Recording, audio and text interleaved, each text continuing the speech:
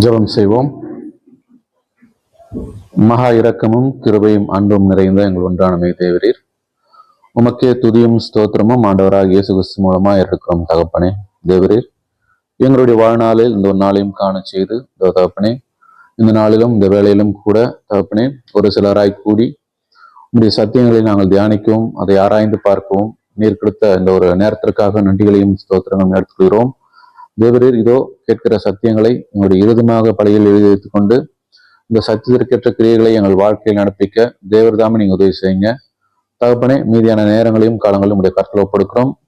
துதிகன மகிமையும் ஒருவருக்கே செலுத்துகிறோம். இந்த ஒரு தாழ்மையான விண்ணப்பத்தை அன்பின் ஆண்டவரும் உலக ரட்சகரும் அதன் ஒரே போதகருமான ஆண்டவராக இயேசு கிறிஸ்து மூல ஜெபங்களும் நல்ல பிதாவே, ஆமென்.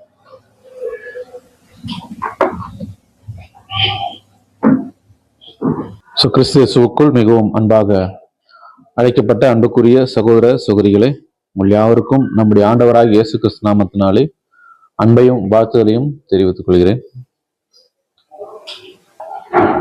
சரி, இப்ப இன்னைக்கு என்ன பாடம் பார்க்க போறோம்னா, சபை குறித்து நம்ம பார்க்க போறோம். சபை அப்படின்னு சொன்னோன்னுமே நீங்க உங்களுடைய கருத்து என்ன? ஆல்ரெடி அவங்க கேட்டாங்க, நீங்க கேட்கல.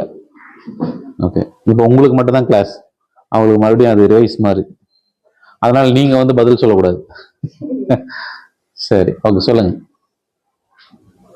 ஒன்றாக கூடி ஆண்டவரை தொழுது கொள்ற இடம். Very good. ஓகே. அந்த காலத்துல பழைய பாட்டு கூடாரங்களை தொழுது கொள்றாங்க. அதுக்கப்புறம் சாலமோன் வந்துட்டு ஆண்டவருக்கு உள்ள ஆலயத்தை கட்டினாங்க. ஒரு இடத்துல எல்லாருமே கூடி ஆண்டவரை. Very good. நீங்க சொல்லுங்க சிஸ்டர்.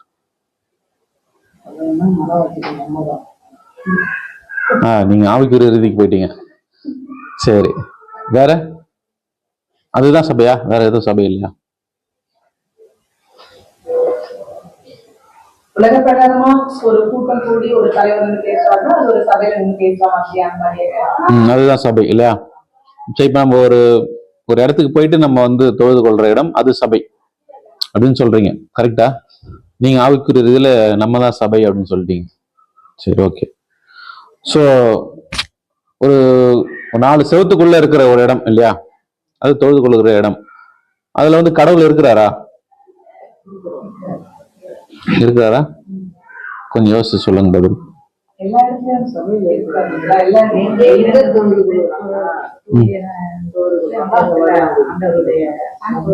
ஓகே, கேள்வி என்னன்னா, சபையில் அந்த ஒரு இடம் இருக்கு இல்லையா, ரூம், ஒரு பில்டிங், அதுதான் கேள்வி. அதுல கடவுள் இருக்காரா? இருப்பாரா? கொஞ்சம் யோசிச்சு சொல்லுங்களேன். நிச்சயமாக இருப்பார், 100%. சரி, நம்ம சாலமன் வந்து ஒரு ஆலயம் கட்டினார் இல்லையா? எதுக்காக கட்டினாரு?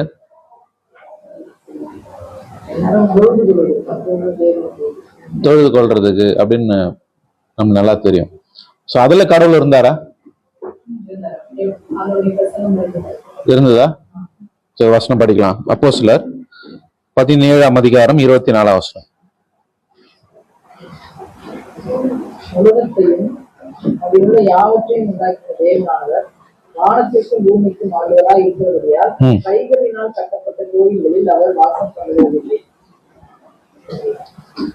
கைகளினால் கட்டப்பட்ட வாசம் பண்ணலன்னு சொல்லிட்டாரு.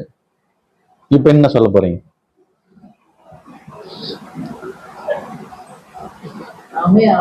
எல்லா இடத்துக்கும் அதெல்லாம் இப்ப உடனே நாமே ஆலயம் அப்படின்றீங்க.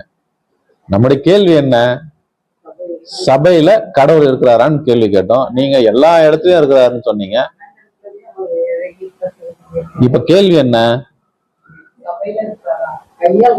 சபையினால ஒண்ணுதான், அந்த கோயில்னால ஒண்ணுதான், ரெண்டும் ஒண்ணுதான் இல்லையா? அதுல கடவுள் இருக்காரான்னா வேதம் என்ன சொல்லிச்சு தெளிவா? இல்லைன்னு சொல்லிச்சு. சரி, இன்னொரு வசனம் படிக்கலாம். அப்போஸ்தலர் 7ஆம் அதிகாரம் 47ஆம் வசனம் படிங்க.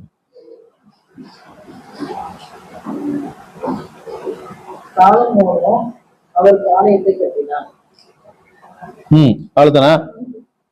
சாலமோன் வந்து தேவனுக்கு என்ன பண்ணாரு? ஆலயத்தை கட்டினாரு. இப்போ அதுல வந்து தேவன் வாசம் பண்ணாரா? உன்னதமானவர் கைகளினால் செய்யப்பட்ட ஆலயத்தில் வாசமாகிறார். பாத்தீங்களா? இப்ப உன்னதமானவர் கைகளினால் கட்டப்பட்ட ஆலயங்கள் தேவன் என்ன பண்றது இல்ல, வாசம் பண்றது இல்லைன்னு சொல்லிட்டாரு. அப்ப அவர் எங்க வாசம் பண்றாரு? கிடையாது, கிடையாது. நமக்குள்ளன்றதெல்லாம் இப்ப கண்டுபிடிக்கணும். நமக்குள்ள வாசம் செய்யறாரா இல்லையான்னு. அப்ப கோயில்ல ஒரு வாசம் பண்ணல, சர்ச்சில் வாசம் பண்ணல. சர்ச்சில் வாசம் பண்ணல அப்படின்னு உங்களுக்கு ஒரு டவுட் வருமே. அந்த டவுட் இல்ல, இருங்க, நீங்க கம்முன்னு இருங்க.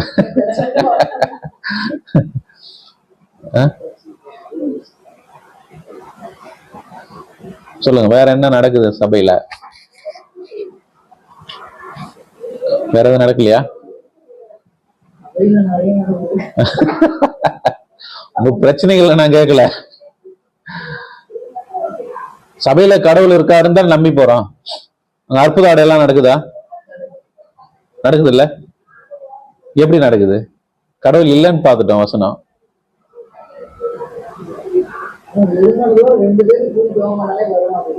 எப்படி நடக்குது?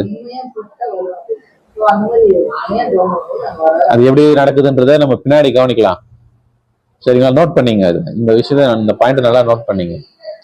சோ அப்படி இருக்கும்போது சாலமோன் கட்டின ஆலயத்துல அவர் என்ன பண்ணல? வாசம் பண்ணல.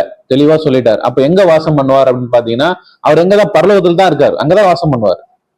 ஏன்னா வானம் எனக்கு பூமி பாதப்படின்னு சொல்லிட்டாரு. எப்படி வந்து வாசம் பண்ண முடியும் பூமிக்குள்ள? பூமி வந்து பாதப்படி, எப்படி அவர் வர முடியும்? முதல்ல என்டர் ஆக முடியும். புரியுதுங்களா? அந்த பாயிண்ட் படிக்கலாம் பாருங்க வசனம்.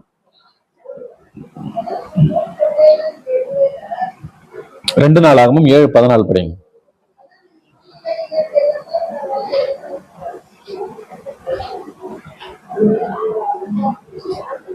என் நாமம் தரிக்கப்பட்ட என் ஜனங்கள் என்னை தாழ்த்தி ஜெபம் பண்ணி என் முகத்தை தேடி தங்கள் பொல்லாத வழிகளை விட்டு திரும்பினான். அப்பொழுது பரலோகத்தில் இருக்கிற நான் கேட்பேன், அவர்கள் பாவத்தை மன்னித்து அவர்கள் தேசத்தில் சேமத்தை கொடுத்து. பாத்தீங்களா? அப்ப எங்க வாசம் பண்றாரு அவரு? பரலோகத்துல தான் வாசம் பண்றாரு. பூமியில எங்க அவரால் என்ன பண்ண முடியாது? அவரால் வாசம் பண்ண முடியாது. வாசம் பண்ணலன்னு தெளிவா சொல்லிட்டார். கைகளினால் கட்டப்பட்ட ஆலயங்களில், கோவில்களில் நான் என்ன பண்றது இல்ல, வாசம் பண்றது இல்ல. அப்போஸ்தலர் 7:49-50 படிங்க மறுபடியும். வானம் எனக்கு சிங்காசனம், பூமி எனக்கு பாதுகாப்புமா இருக்கிறது. எனக்காக நீங்கள் எப்படிப்பட்ட வீட்டை கட்டுவீர்கள்? நான் தங்கி இருக்கத்தக்க ஸ்தலம் எது? இவைகள் எல்லாவற்றையும் என்னுடைய கரம் உண்டாக்கவில்லையா என்று கர்த்தர் உரைக்கிறார். பாத்தீங்களா? வானம் எனக்கு பாதப்படி, சிங்காசனம், பூமி எனக்கு பாதப்படின்னு சொல்லிட்டார். அப்போ இந்த வசனங்கள் மூலமா நம்ம என்ன தெரிஞ்சுக்கிட்டோம்னா, சபைகள்ல அவர் வாசம் பண்றது இல்ல. அப்ப எதுல அவர் வாசம் பண்ணுவார்? பரலோகத்துல வாசம் பண்றார், கரெக்ட். மற்றபடி அவர் எப்படி வந்து வாசம் பண்ணுவார்? எங்க வந்து வாசம் பண்ணுவார்? எந்த சர்ச்சிலும் யார் கிடையாது, கிடையாது. தெளிவா வாசம் சொல்லி நம்புறீங்களா? உங்களுக்கு கொஞ்சம் கஷ்டமா இருக்கும். ரொம்ப கஷ்டமா இருக்கும் இல்லையா? அப்ப எனக்கு பிரச்சனை கிடையாது. சரி, அப்படின்னா எது சபை அப்படின்றத என்ன பண்ண போறோம்? நம்ம கண்டுபிடிக்க போறோம். இப்போ இந்த சபையை குறிச்சு நம்முடைய ஆண்டவர் எங்கேயாவது பேசியிருக்காரா?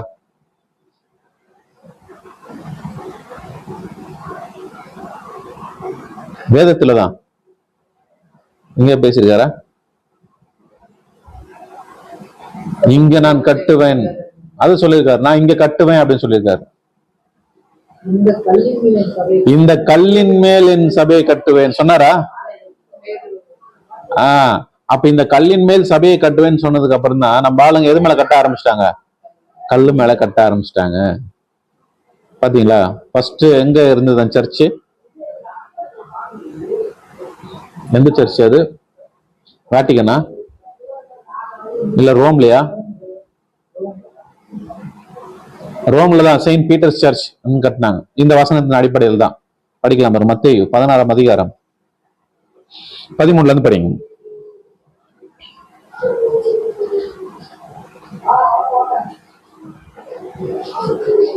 பின்பு இயேசு பிலிப்பு செசரியாவின் திசைகளில் வந்தபோது தம்முடைய சீஷரை நோக்கி, மனுஷகுமாரனாகிய என்னை ஜனங்கள் யார் என்று சொல்கிறார்கள் என்று கேட்டார்.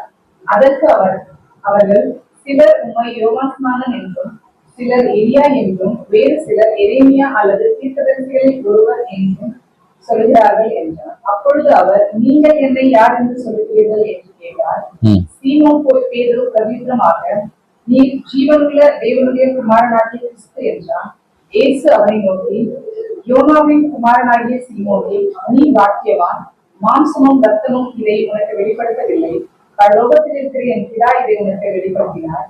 மேலும் நான் உனக்கு சொல்கிறேன், நீ பேதுருவாய் இருக்கிறாய். இந்த கல்லின் மேல் என் சபையை கட்டுவேன், பாதாளத்தின் வாசல்கள் அதை மேற்கொள்ளவில்லை. ஓகே, சோ இதுதான் விஷயம். இப்போ ஜனங்கள் யாருங்க என்ன யாருன்னு கேக்குறாங்கன்னு சொல்லும் போது அப்ப என்ன சொல்றாரு? சில பேர் எலியான்னு சொல்றாங்க, சில பேர் எரேமியான்னு சொல்றாங்க. சரி, அவங்க சொல்றதெல்லாம் விட்டுருங்க, நீங்க என்ன சொல்றீங்க அப்படின்னு கேட்கும்போது பேதுரு என்ன ஸ்டேட்மெண்ட் கொடுக்குறாரு? நீர் ஜீவனுள்ள தேவனுடைய குமாரனாகிய கிறிஸ்து. இதுதான் அந்த ஸ்டேட்மெண்ட். இத வாலண்டியரா சொன்னாரா பேதுரு? கேட்டாரு, பதில் சொல்லிட்டாரு. உணர்ந்து சொன்னாரா, இல்ல புரிஞ்சு சொன்னாரா, இல்ல அவரே சொன்னாரா? அங்க இயேசு சொல்றாரு பாருங்க, அடுத்தது இதை உனக்கு மாம்சமும் ரத்தமும் வெளிப்படுத்தவில்லை. அவரா என்ன பண்ணல, சொல்லல. அப்ப யாரு சொன்னா? பரலோகத்தில் இருக்கிற பிதாதான் உனக்கு என்ன பண்ணாரு, வெளிப்படுத்தினான்னு சொல்றாரு. என்னன்னு வெளிப்படுத்தினாரு? ஆண்டவராக இயேசு கிறிஸ்து பாத்தீங்கன்னா அவர் ஜீவனுள்ள தேவனுடைய குமாரனாகிய கிறிஸ்து. இதுதான் அந்த ஸ்டேட்மெண்ட். சோ இப்படி சொன்னவர் பின்னால மறுதலிச்சிக்க மாட்டார். கரெக்டுங்களா? அவர் ஓனா சொல்லியிருந்தாருன்னா பின்னால என்ன பண்ணிருக்க மாட்டாரு, மறுதலிச்சிக்க மாட்டாரு. தேவன் இந்த இடத்துல உணர்த்துறாரு. சோ இதுக்கப்புறமா அவங்க டிராவல் ஆகுறாங்க. அந்த பெந்தகோஸ்து நாள்ல தான் என்ன பண்றாங்கன்னா பரிசுத்தாவி அவங்க வாங்குறாங்க. அதுக்கப்புறம் நல்லா ஸ்ட்ராங் ஆயிடுறாங்க. இப்பெல்லாம் கொஞ்சம் பலவீனம் தான் இவங்களாம், சீஷருங்க எல்லாமே. ஸோ அப்படி இருக்கும்போது இந்த ஒரு சரியான ஒரு ஸ்டேட்மெண்ட் அந்த பேர் மூலமா அங்க சொல்லி காமிக்கிறார். அப்படி சொல்லும் போதுதான் இந்த கல்லின் மேல் என் சபையை கட்டுவேன் அப்படின்னா, கல்லா அந்த இடத்துல கல்ல பத்தி சொல்றாரா, பேதுரு சொல்றாரா? கேபானா பேதுரு, கரெக்ட். சரிங்களா? அப்படின்னா அந்த பேதுரு மேல கட்ட சொல்றாரா? பேதுருனுடைய அந்த மரிச்சதுக்கு அப்புறம் அடக்கம் பண்ண இடத்துல கட்ட சொல்றாரா? அப்படித்தான் நம்பி கட்டிட்டாங்க ரோம்ல. கரெக்டா? அப்ப கல்லுனா எதை பத்தி அங்க சொல்றாரு?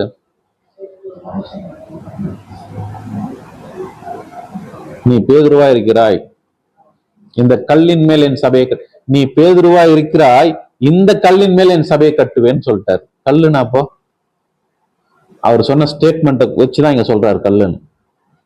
என்னன்னா பேதுரு என்ன ஸ்டேட்மெண்ட் சொன்னாரு?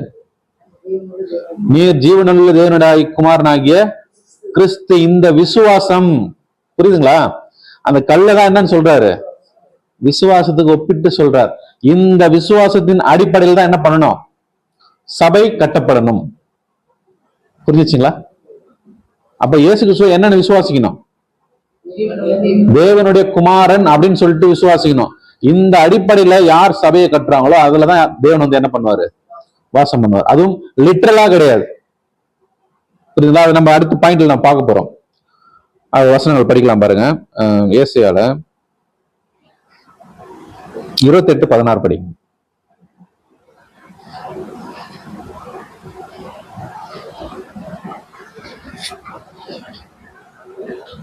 ஆதலால் கர்த்தராகிய ஆண்டவர் உரைக்கிறதாவது, இதோ அஸ்திபாரமாக ஒரு கல்லை நான் சீயோனிலே வைக்கிறேன், அது பரீட்சிக்கப்பட்டதும் விலையேற பெற்றதும் திட அஸ்திபாரம் உள்ளதுமான மூளைக்கல்லாய் இருக்கும், விசுவாசிக்கிறவன் பதறான். யார் இந்த கல்? ஆண்டவராக இயேசு கிறிஸ்து. கிறிஸ்து மேல கட்டணும்னு சொல்லிட்டாரு. கரெக்டுங்களா? அதுதான் அந்த கல்லு. ஆனா அந்த கல்லுனா என்ன அர்த்தம்? விசுவாசம். ஆண்டவராக இயேசு கிறிஸ்து நம்ம எப்படி விசுவாசிக்கணும்னா தேவனுடைய குமாரன் விசுவாசிக்கணும். இதான் அடிப்படை. இந்த அடிப்படை அடித்தளத்தில் தான் நீங்க சபை என்ன பண்ணணும், கட்டணும்னு சொல்லிட்டாரு. படிக்கலாம். எபேசியர் 2ஆம் அதிகாரம் 20ஆம் வசனம்.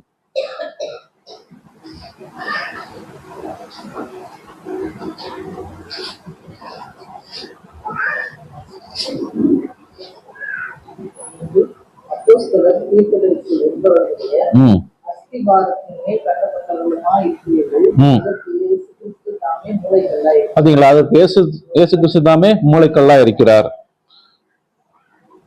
சங்கீதம் 118 22ஆம் வசனம். சங்கீதம் 118ஆம் அதிகாரம் 22ஆம் வசனம்.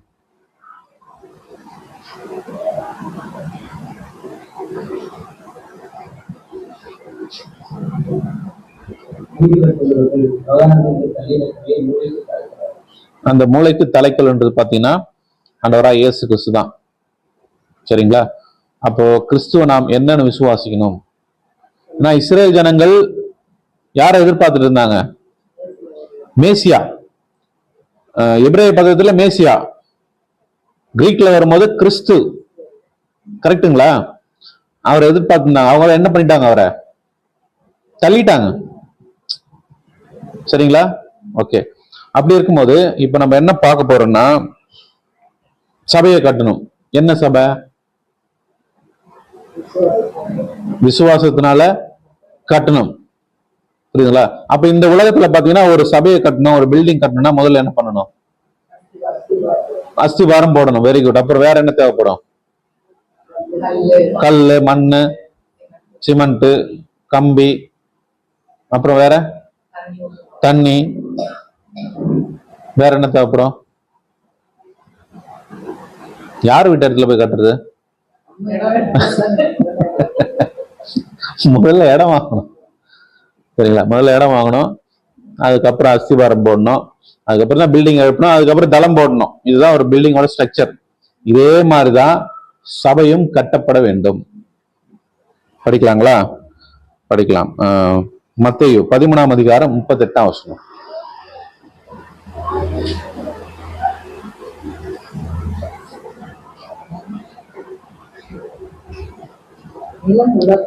நிலம் உலகம். ஓகே, போதும். நிலம் உலகம். இந்த உலகத்துலதான் எதை தயார் பண்ணிட்டு இருக்காரு நம்முடைய ஆண்டவராகிய இயேசு கிறிஸ்து? சபையை தயார் பண்றாரு. புரியுதுங்களா? அப்ப சபையை தயார் பண்ணனா நிலம் தேவைப்படுது, அதுக்கப்புறம் கற்கள் தேவைப்படுது. அந்த கல் என்ன கல்லு? ஜீவனுள்ள கற்கள். படிக்கலாம். 1 பேதுரு 2ஆம் அதிகாரம் 4-5 படிங்க. இல்ல, அதுக்கு முன்னாடி அஸ்திபாரம் போடணும் இல்லையா? 1 கொரிந்தியர் 3:11 படிங்க.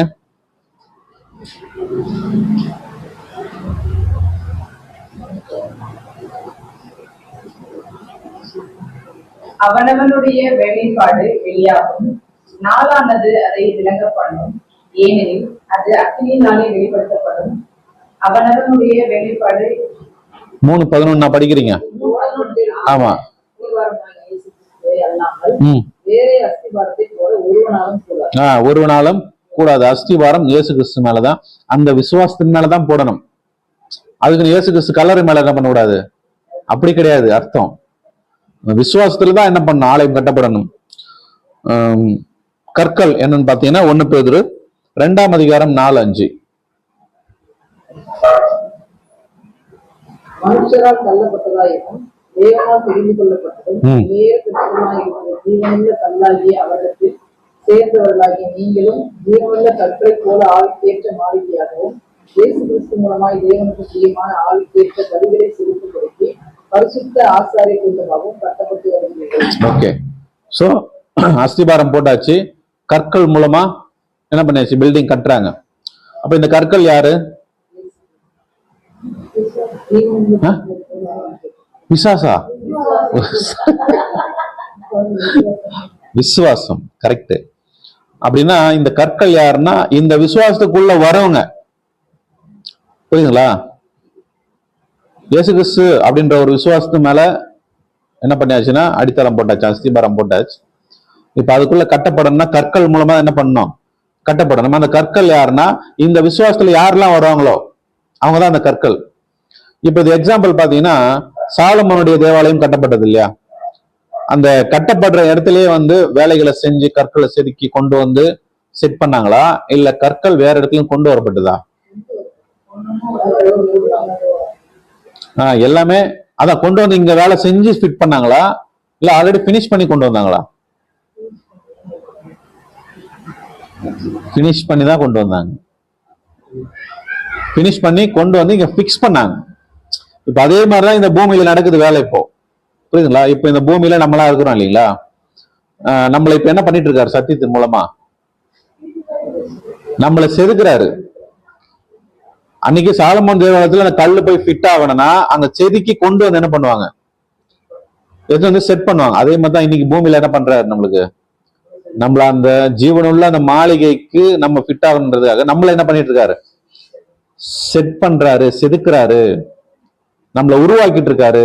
இந்த கல்லெல்லாம் கொண்டு போய் எங்க வைக்க போறாரு? இப்போ ராஜ்யத்துல அந்த சரீரத்துல கொண்டு போய் சேர்க்க போறாரு. என்ன முக்கியமா கவனிக்கணும்னா, இந்த சபை அப்படிங்கிறது பாத்தீங்கன்னா, அந்த சபைக்கு நம்முடைய ஆண்டவராக இயேசு கிறிஸ்து என்ன இருக்காருன்னா தலையா இருக்கிறார். சரீரம் யாரு? நாம தான் அந்த சரீரம். அந்த சரீரத்துல இன்னைக்கு ஒரு அங்கங்களா மாறுறதுக்கு என்ன பண்ணிருக்காரு? ஒரு வாய்ப்பு கொடுத்திருக்காரு. சத்தியத்தை இன்னைக்கு கொடுக்குறாரு இல்லையா?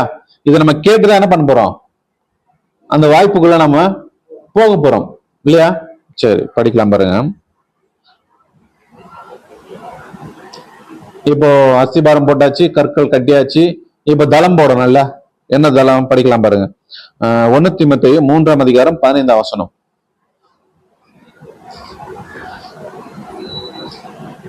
தாமதித்தே நாடி தேவனுடைய வீட்டிலே நடக்கக்கூடிய வகையை நீ அறியும்படி இவைகளை உனக்கு எழுதுகிறேன். அந்த வீடு ஜீவனுள்ள தேவனுடைய சபையாய் சத்தியத்துக்கு தூணும் ஆதாரமா இருக்கிறது.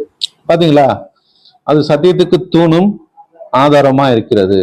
சோ இது ஆவிக்குரிய ஒரு சபையை எழுப்புதலான ஒரு காரியங்கள் நம்ம பார்த்தோம். அந்த சபை யார் அப்படின்னு பார்க்கும்போது நாம தான் அந்த சரீரத்துல ஒரு அங்கமா மாறப்போறோம், சபையா மாறப்போறோம். சரிங்களா? இப்போ ஒரு சபை உருவாயிடுச்சு இல்லையா? அந்த சபைக்கு என்ன பேர் வைக்கலாம்? கிறிஸ்துவின். இந்த மாதிரி நிறைய சபைங்க இருக்குது ஊர்ல. இங்கே இருக்கும்னு நினைக்கிறேன் நிறைய கிறிஸ்துவின் சபை அப்படின்னு பேர்லயே. அப்ப அதெல்லாம் என்ன கிடையாது, அது பரலோகம் போயிடுமா? சரி, ஏன் இவ்வளவு சபை உலகத்துல? பைபிள் ஒண்ணுதானே, தேவன் ஒண்ணுதானே, ஞானஸ்தானம் ஒண்ணுதானே. அப்ப ஏன் இவ்வளவு சபைகள்? ஏன்னா ஒரு சபை தானே உண்மையா இருக்கணும். அவங்கவுங்களுடைய விசுவாசத்திலையும் அவங்களுடைய நம்பிக்கையில என்ன பண்ணிட்டாங்க? அவங்களுடைய வியாபாரத்துக்காகவும் சபைகளை உருவாக்கிட்டாங்க. சபைனா ஒண்ணுதான் இருக்கணும், ஒரே ஒரு சபை தான் இருக்கணும். எந்த சபை அது? அது எங்க இருக்குது? இப்பதான் சொல்றோம், மூளைக்கல் தலை. உங்க சர்ச் பேர் சொல்லுங்க. பாத்தீங்களா? கிருஷ்ணநாதர் ஆலயம். இப்ப அந்த ஆலயம் பரலோகம் போகுமா?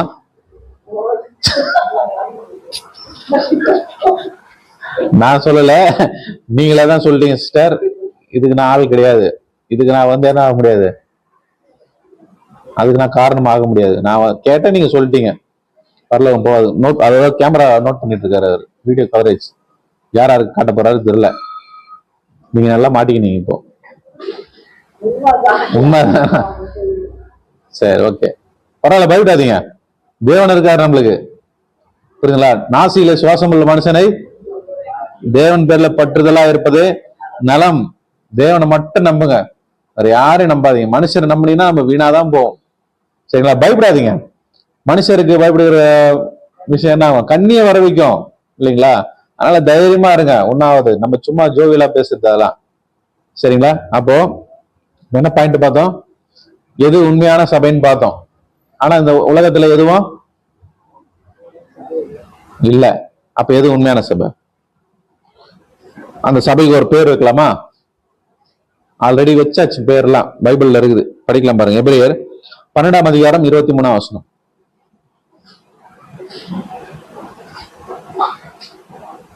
பரலோகத்தில் பேரெழுதி இருக்கிற முதல் பேரானவர்களின் சர்வ சங்கமாகிய சபையினிடத்திற்கும் யாவருக்கும் நியாயாதிபதியாகிய தேவனிடத்திற்கும் பூரணராக்கப்பட்ட நீதிமான்களுடைய ஆவியினருக்கும் புது உடன்படிக்கையின் மத்தியஸ்தராகிய இயேசு கிறிஸ்துவினிடத்திற்கும் ஆவியினுடைய படிச்சிட்டீங்களா?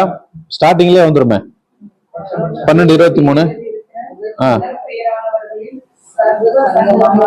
முதற் பேரானவர்களின் சர்வ சங்கமாகிய சபை, இதுதான் அந்த சபை, உண்மையான சபை. இந்த மாதிரி யாருன்னா பேர் வச்சிருக்காங்களா? கேள்விப்பட்டுக்கிறீங்களா? இப்பதான் கேள்விப்படுவீங்க. சர்வ சங்கமாகிய சபை இது எங்க இருக்கு போதான்? இது பரலோகத்துலதான். அங்க போறதுக்கு தான் நம்மள என்ன பண்றாரு, இப்ப செலக்ட் பண்ணிருக்காரு. படிக்கலாம் பாரு. 1 கொரிந்தியர் 12ஆம் அதிகாரம்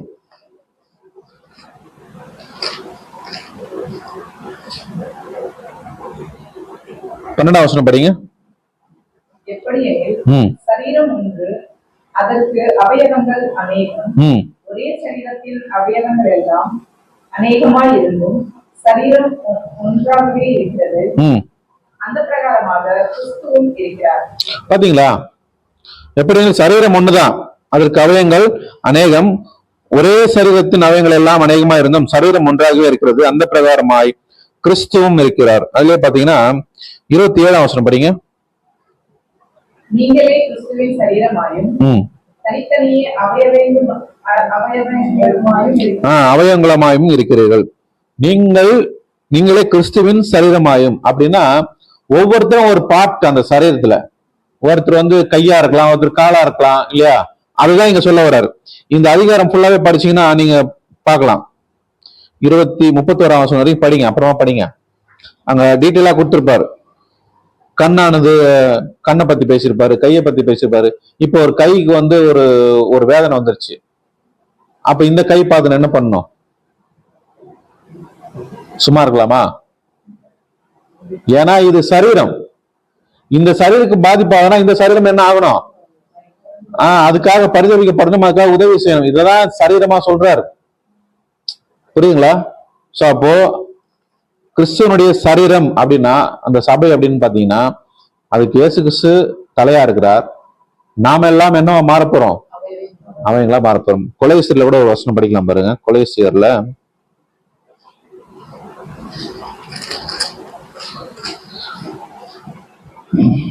1ஆம் அதிகாரம் 18ஆம் வசனம் படிங்க. அவரே சபையாகிய சரீரத்திற்கு தலையானவர், எல்லாவற்றிலும் முதல்வராய் இருக்கும்படி அவரே ஆதியும் மரித்தோரிலிருந்து எழுந்த முதற் பேருமானவர். பாத்தீங்களா? அவரே சபையாகிய சரீரத்துக்கு தலையானவர். உங்க சபைக்கு யார் தலை? சும்மா சொல்லக்கூடாது இந்த மாதிரிலாம். கிறிஸ்து தான். இப்பதான் உங்க சபை பரலோகத்துக்கே போகாது. நீங்க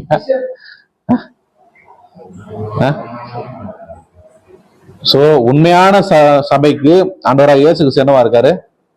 தலையா இருக்கார். நாம எல்லாம் என்னவா மாற போறோம்? அவங்களா மாற போறோம். அந்த சபைக்கு தான் என்ன பேர்னா சர்வ சங்கமாகிய சபை அப்படின்னு சொல்லிட்டாரு. சரிங்களா? ஓகே.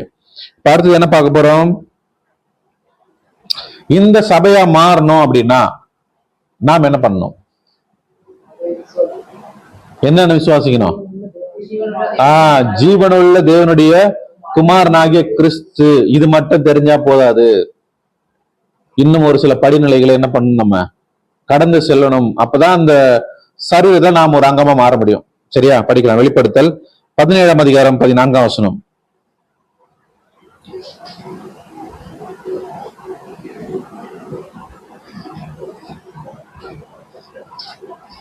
இவர்கள் ஆட்டுக்குட்டியானவருடனே யுத்தம் பண்ணுவார்கள்.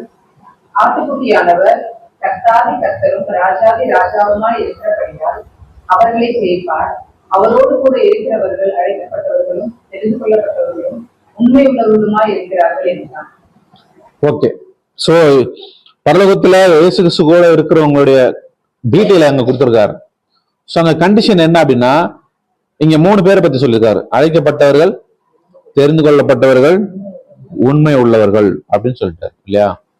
சோ இப்ப இந்த 3 நிலைகளை குறிச்சுதான் நம்ம இப்ப படிக்க போறோம். அப்ப சபையை நம்ம மாறணும் அப்படின்னா இந்த 3 நிலைகளை என்ன பண்ணணும்? கடந்து போகணும். அப்ப முதல் நிலை எது? அழைக்கப்பட்டவர்கள். எதுக்காக அழைக்கப்பட்டவர்கள்? கிறிஸ்துவனுடைய அங்கமா மாறுதலா அழைக்கப்பட்டவர்கள். யார் இவங்க? எங்க இருந்து அழைக்கப்பட்டாங்க? ஆ? இல்ல சத்தியத்துக்காக இப்ப அழைக்கப்பட்டவங்க நிலைமையை நம்ம பாக்குறோம். ஒரு காலிங் வந்தது இல்லையா? உங்களுக்கு வந்தது இல்லையா ஒரு காலிங்? அப்படி நீங்க எங்க இருந்தீங்க? எங்கேயோ வேலையில இருந்த பிரதர், அப்படி சொல்லக்கூடாது. எங்க இருந்தீங்கன்னா உலகத்துலதான் இருந்தீங்க. உலகத்துல ஏதோ ஒரு சபையில இருந்தீங்க. அதே மாதிரிதான் இந்த காலிங் பாத்தீங்கன்னா இது கிறிஸ்தவங்களுக்கு மட்டும்தான் அப்படின்னு இருக்குதா? இந்த காலிங் எல்லாருக்குமே இருக்குது, பொதுவான ஒரு காலிங். இதுல யார் யார் வரலாம்? எல்லாருமே வரலாம், கிறிஸ்தவங்க மட்டும் கிடையாது. இதுதான் அழைக்கப்பட்ட நிலைமை. அப்போ அழைக்கப்பட்ட நிலைமையில இருந்து வந்துட்டு இருக்கோம் இப்போ இல்லையா? அழைக்கப்பட்ட நிலைமையில இருக்கிறோம் அப்படின்னா என்ன கண்டிஷன்ல இருக்கிறீங்க நீங்க? என்ன கேள்வியே புரியலையே. அதானே, விசுவாசம் உள்ளவர்களா இருக்கிறீங்களா? ஸ்ட்ராங்கா இருக்கிறீங்களா? வைராக்கியம் உள்ளவர்களா இருக்கிறீங்களா? வைராக்கியம் நம்மளுக்கு நிறைய இருக்கும், அநேக வைராக்கியங்கள்லாம் இருக்கும். அந்த வைராக்கியங்களை பத்தி என்ன பண்ணல, அவர் கேட்கல. இப்போ ஒரு காலிங் வந்தாச்சு, என்னுடைய நிலைமை என்ன? அந்த காலிங்குள்ள வந்துட்டேன். இப்போ நான் எப்படி இருக்கிறேன் சத்தியத்துல? என்னுடைய வளர்ச்சி என்ன அப்படின்னு தான் கேள்வி. இப்ப சொல்லுங்க, இப்ப கேள்வி புரிஞ்சுச்சா? அழைக்கப்பட்ட நிலைமையில இருக்கிறீங்க, உங்களுடைய நிலைமை என்ன இப்போ? பேசிக், வெரி குட். அதுதான் இல்லையா? இப்போ என்ன ஸ்டூடெண்ட் அப்படின்னு பாத்தீங்கன்னா, இப்பதான் நீங்க ஃபர்ஸ்ட் ஸ்டாண்டர்ட் ஸ்டூடெண்ட். எதுல? அழைக்கப்பட்ட நிலைமையில. படிக்கலாம். எபிரேயர் 5ஆம் அதிகாரம் 12-13.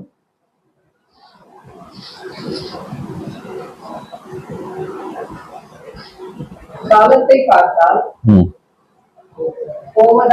போதகராய் இருக்க வேண்டிய உங்களுக்கு தேவனுடைய வாக்கியங்களின் மூல உபதேசங்களை மறுபடியும் உபதேசிக்க வேண்டியதாய் இருக்கிறது.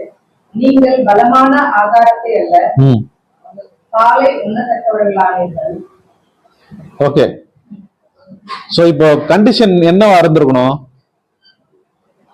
நாங்க born Christian brother sister, born Christian அப்படின்னா நான் எப்படி இருக்கணும் இந்த கண்டிஷன்ல? காலத்தை பார்த்தா போதுகரா இருக்கணும், அடுத்தவங்களுக்கு நம்ம ப்ரீச் பண்ற லெவல்ல இருக்கணும், அதுதான் இங்க சொல்லுது. ஆனா இப்ப கண்டிஷன் என்ன? நம்ம இல்ல, நீங்க. பாத்தீங்களா? இதுதான் இன்னைக்கு நிலைமை, அழைக்கப்பட்ட நிலைமை. அப்போ இது என்ன கண்டிஷன் பார்க்கும்போது நிறைய பேர் சொல்லுவாங்க, இந்த கேள்வி கேட்டவனுமே கோபம் வரும். சகோதரி கூட கோபம் வந்ததுன்னு நினைக்கிறேன், இல்லையா? இப்ப நான் என்ன நிலைமைன்னு கேட்டேன், அழைக்கப்பட்ட நிலைமை. நீங்க எல்லாம் குழந்தையா இருக்கிறீங்க அப்படின்னும் போது, நான்லாம் அந்த காலத்துல இருந்து இருக்கிறேன் பிரதர் சத்தியத்துல அப்படின்னு ஒரு கேள்வி வரும் இல்லையா? ஆனா வேதம் என்ன சொல்லிருச்சு? பாலும் குழந்தைங்களுக்கு தான் என்ன கொடுப்பாங்க? பால் கொடுப்பாங்க. பால் குடிச்சிட்டு அது என்ன பண்ணிடும்? தூங்கிரும். சர்ச்சிலையும் அதான் என்ன பண்றீங்க? தூங்கிடுறீங்க. இதெல்லாம் நான் கேட்கவே இல்லை, நீங்களா தான் சொல்லுங்கிறீங்க. சரியா? ஓகே. சோ அப்ப எப்படி இருக்கணும் அப்படின்றது ஒரு வசனம் படிக்கலாம். எபேசியர் 4ஆம் அதிகாரம் 14-15. நாம் இனி குழந்தைகளாய் இராமல் மனுஷருடைய சூடும் வஞ்சகத்திற்கும் ஏதுவான தந்திரமும் உள்ள போதகமாக்கிய பலவித காற்றினாலே அலைகளைப் போல அடிக்கப்பட்டு அலைகிறவர்களாய் இராமல் அன்புடன் சத்தியத்தை கைக்கொண்டு தலையாகிய கிறிஸ்துவுக்குள் எல்லாவற்றிலேயும் நாம் வளர்கிறவர்களாய் இருக்கும்படியாக அப்படி செய்தார். படிச்சிட்டீங்களா? அப்ப எப்படி இருக்கணும்னு சொல்றாரு கண்டிஷனு? அன்புடன் சத்தியத்தை கைக்கொண்டு தலையாகிய கிறிஸ்துவுக்குள் எல்லாவற்றிலேயும் நாம் வளர்கிறவர்களாய் இருக்கும். பாத்தீங்களா? அப்போ எப்படி இருக்கணும் பாத்தீங்கன்னா, கிறிஸ்துவுக்குள்ள நம்ம என்ன பண்ணணுமா? வளர்வுகளா இருக்கணும். 15 படிச்சிட்டீங்களா? 14 தானே படிச்சீங்க. ஓகே. அப்போ நம்ம வளர்ந்து என்ன பண்ணணும்னா, புருஷர் அப்படின்ற மாதிரி கண்டிஷனுக்கு வந்துடணும். இயேசு கிறிஸ்து யாருன்னா ஒரு புருஷரா இருக்கார். அவருடைய கண்டிஷனுக்கு வந்தாதானே நாம என்ன பண்ண முடியும்? சரீரத்துல இணைய முடியும் இல்லைங்களா? நான் வளராமையே இருந்தேன்னா எப்படி நான் ஒரு குழந்தையாவே இருந்தா எப்படி அந்த சரீரத்துல போய் இணைய முடியும் இல்லையா? அந்த பூரண வளர்ச்சியை கேட்கிறாரு இந்த இடத்துல. படிக்கலாம் பாரு, எபேசியர் 4:10.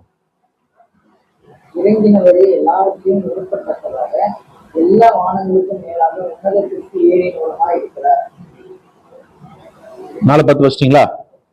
எபேசியர் 4:10 படிங்க. இறங்கினவரே அதுவா படிக்கிறீங்க? 4:10 படிங்க, கண்டினியூ பண்ணுங்க. மேலும் நாம் அனைவரும் தேவனுடைய குமாரனை பற்றும் விசுவாசத்திலும் அறிவிலும் ஒருமைப்பட்டவர்களாகி கிறிஸ்துவினுடைய நிறைவான வளர்ச்சியின் அளவுக்கு தக்கதாக பூரண புருஷராகும் வரைக்கும் பரிசுத்தவான்கள் சீர்தூக்கும் பொருட்டு சுவிசேஷ ஊழியத்தின் வேலைக்காகவும் கிறிஸ்துவின் சரீரமாகிய சபையானது பக்தி விருத்தி அடைவதற்காகவும் அவர் சிலரை அப்போஸ்தலராகவும். ஓகே, அது என்ன கண்டிஷன்னா அந்த கிறிஸ்துவனுடைய பூரண வளர்ச்சி, அந்த வளர்ச்சிக்குள்ளதான் நம்மளை எதிர்பார்க்கிறார் இல்லைங்களா? அப்போ நாம் பூரண புருஷரா மாறணும் அப்படின்னா நம்மளுக்கு இன்னொரு பாயிண்ட் அவர் சொல்றாரு. யோவான் 8:31.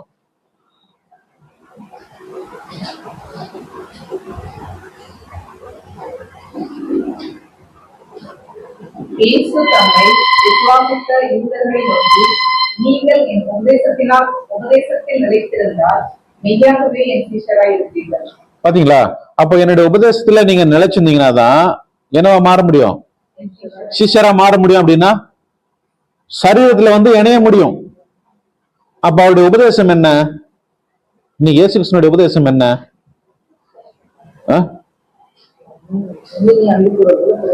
உன்னில் அன்பு கூறுவது போல பிறனிடத்துல அன்பு கூறு.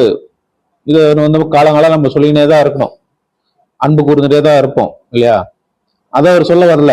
என்ன சொல்ல வர்றாருன்னா, லூக்கால படிக்கலாம் பாருங்க. லூக்கா 9:23.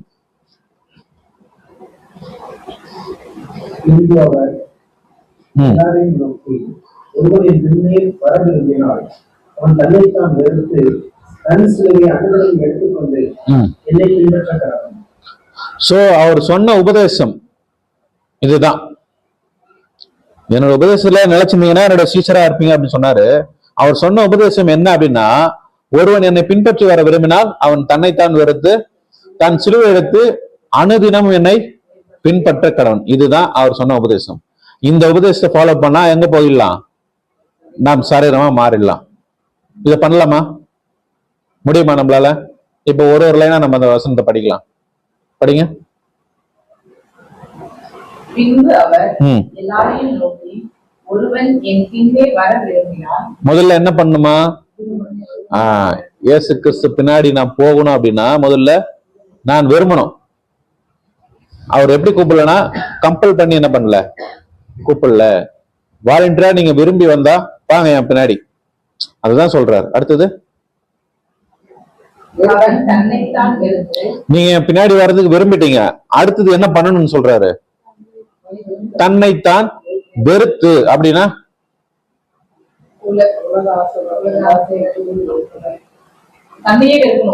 அதுதான். எப்படி வெறுக்கிறது?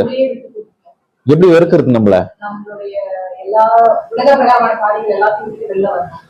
உலகத்திலே எனக்கு யார் அதிகமா பிடிக்கும் தெரியுங்களா? என்னதான் பிடிக்கும். அது ஒருத்தருக்கும் இண்டிவிஜுவலா. உங்களைதான் என்ன பண்ண அதிகமா நேசிப்போம். நம்மளதான் அதிகமா நம்மள நேசிப்போம் இல்லையா? அதை முதல்ல என்ன பண்ணணும்? முடியுமா? அவர் அனுமதிச்சாதான் முடியும். நம்ம அனுமதிக்காம என்ன பண்ண முடியாது. நம்ம அனுமதிக்கிறதுக்கு இடம் கொடுக்கணும் ஃபர்ஸ்ட்.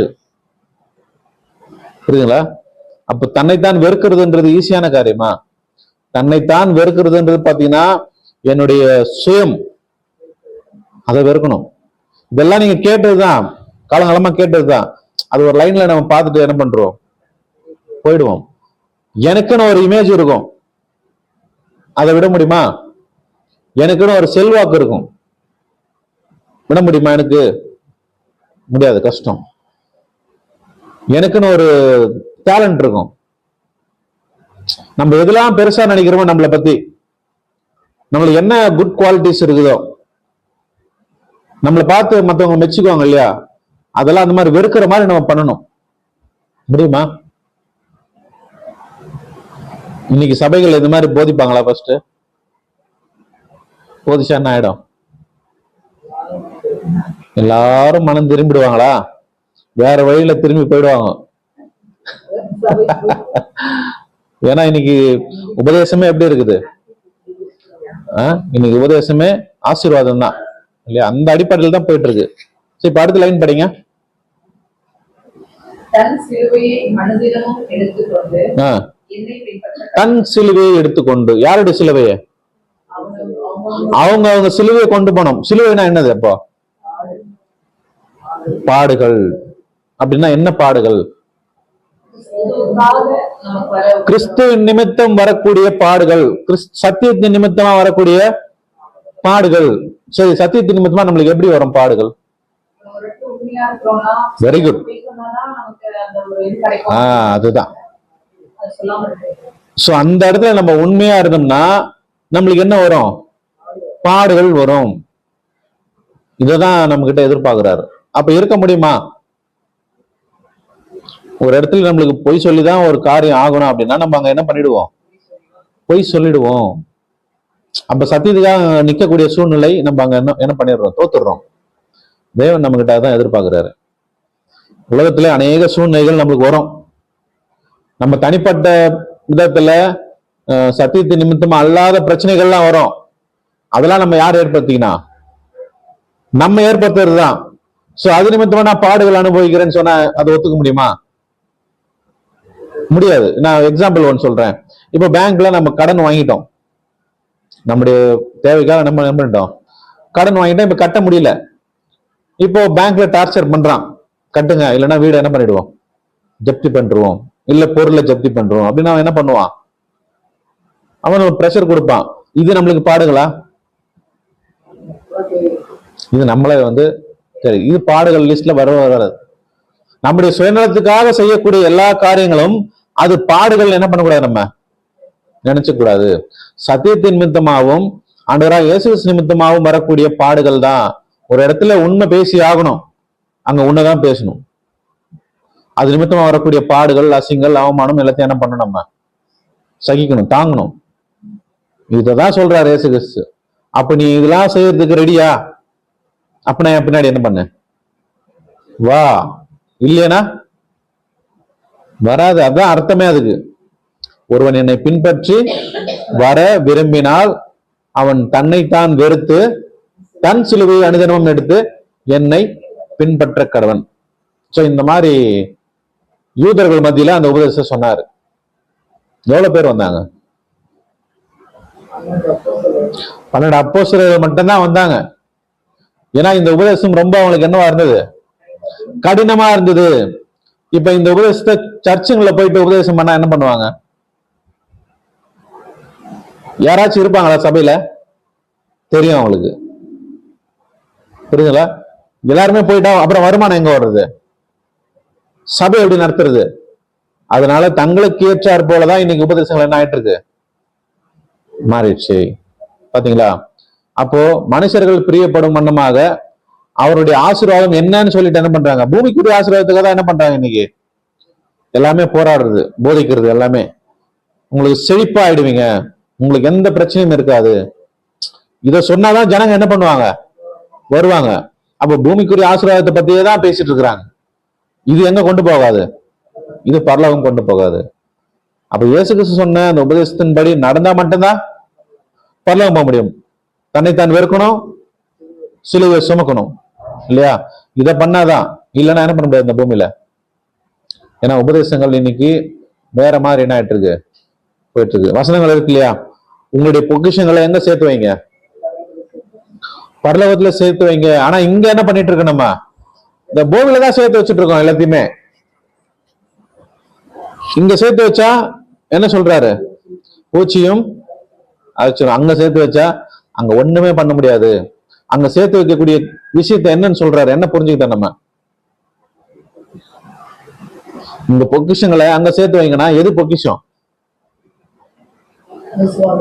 விசுவாசம். நம்முடைய விசுவாசம், நம்முடைய கிரியைகள், நம்முடைய கேரக்டர், தேவன் எதிர்பார்க்கக்கூடிய அந்த கிரியைகள் தான் அது பொக்கிஷம் இல்லைங்களா? அவர் எதிர்பார்க்கக்கூடிய குணலட்சணம் இதுதான் பொக்கிஷம். அங்க சேர்த்து வைங்க. அப்ப இந்த பூமியில அதை செஞ்சு காமிக்கணும். அப்ப இந்த பூமியில செஞ்சு காமிக்கிறது அங்க சேர்த்து வைக்கிறது. கரெக்டா? அப்ப உலக பிரகாரமான காரியங்களை பத்தி தேவன் இங்க எதுவுமே சொல்லல. அப்ப உலக பிரகாரமான காரியங்களை சேர்த்து வச்சோன்னா அது அழிஞ்சிடும், நாளைக்கு அழிஞ்சு போயிடுன்னு சொல்றாரு.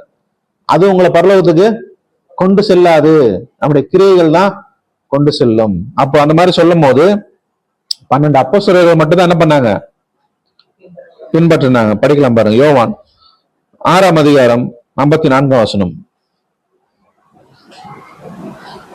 என் மாம்சத்தை புசித்து என் ரத்தத்தை பானம் பண்ணுகிறவனுக்கு நித்திய ஜீவன் உண்டு. நான் அவனை கடைசி நாளில் எழுப்புவேன். கண்டினியூ பண்ணுங்க. 60ஆம் வசனம் படிங்க. அவருடைய சீஷரில் அநேகர் இவைகளை கேட்டபோது, இது கடினமான உபதேசம், யார் இதை கேட்பார்கள் என்றார்கள். சீஷர்கள் அதை குறித்து முன்கூறுகிறார்கள் என்று இயேசு தமக்குள்ளே அறிந்து அவர்களை நோக்கி, இது உங்களுக்கு விவரலாய் இருக்கிறதோ? மனுஷகுமாரன் தாம் முன்னிருந்த இடத்திற்கு ஏறி போவதை நீங்கள் காண்பீர்கள். 66 படிங்க. அது முதல் அவருடைய சீஷரில் அநேகர் அவர்களை கூட நடவாமல் பின்வாங்கி போனார்கள். பாத்தீங்களா? அது முதல் அநேகர் என்ன பண்ணிட்டாங்க? பின்வாங்கி போயிட்டாங்க. அப்போ இந்த உபதேசம் எப்படி இருக்குன்னா அவங்களுக்கு ரொம்ப கடினமா. யார் இதை பின்பற்றுவாங்க? ரொம்ப கஷ்டமா இருக்குதுங்க. எங்களுக்கு ஈஸியா போற மாதிரி எதனா ரூட்டு காட்டுங்க. அப்படி எங்கேயுமே ரூட்டு கிடையாது. ஏன்னா வசனம் என்ன சொல்லுதுன்னா, அநேக உபத்திரங்கள் வழியாதான் பரலோக ராஜ்யத்தில் பிரவேசிக்க முடியும்னு சொல்லிடுச்சு. நான் சிம்பிளா ரொம்ப சந்தோஷமா இருந்துட்டு எல்லா உலக காரியங்களும் அனுபவிச்சுட்டு போனா போக முடியுமா? முடியவே முடியாது. கிறிஸ்துவனுடைய வாழ்க்கையே ரொம்ப கடினமான வாழ்க்கை தான் இல்லைங்களா? இந்த உலகத்தை வெறுக்கிறதுன்றது எவ்வளவு பெரிய விஷயம். உலகத்தை வெறுத்துட்டீங்க, நீங்க உங்களை வெறுத்துட்டீங்கன்னு சொல்றீங்களா பிரதர்? நீங்க உங்களை வெறுத்துட்டீங்களா அப்படின்னு உங்களுக்கு கேள்வி வந்திருக்கும். என்ன பிரதர் இவ்வளவு உபதேசம் பண்ணுகிறீங்க, எங்களுக்கு சொல்லுங்கிறீங்க வெறுத்துருங்க. நீங்க வெறுத்துட்டீங்களா என்ன கேக்குறீங்களா? கேளுங்க, சும்மா கேளுங்க, நான் என்ன சொல்ல போறேன். நாங்க வெறுத்துட்டோமா அப்படின்னு பாத்தீங்கன்னா அந்த ப்ராசஸ்குள்ள என்ன பண்ணியாச்சு, வந்துட்டோம்.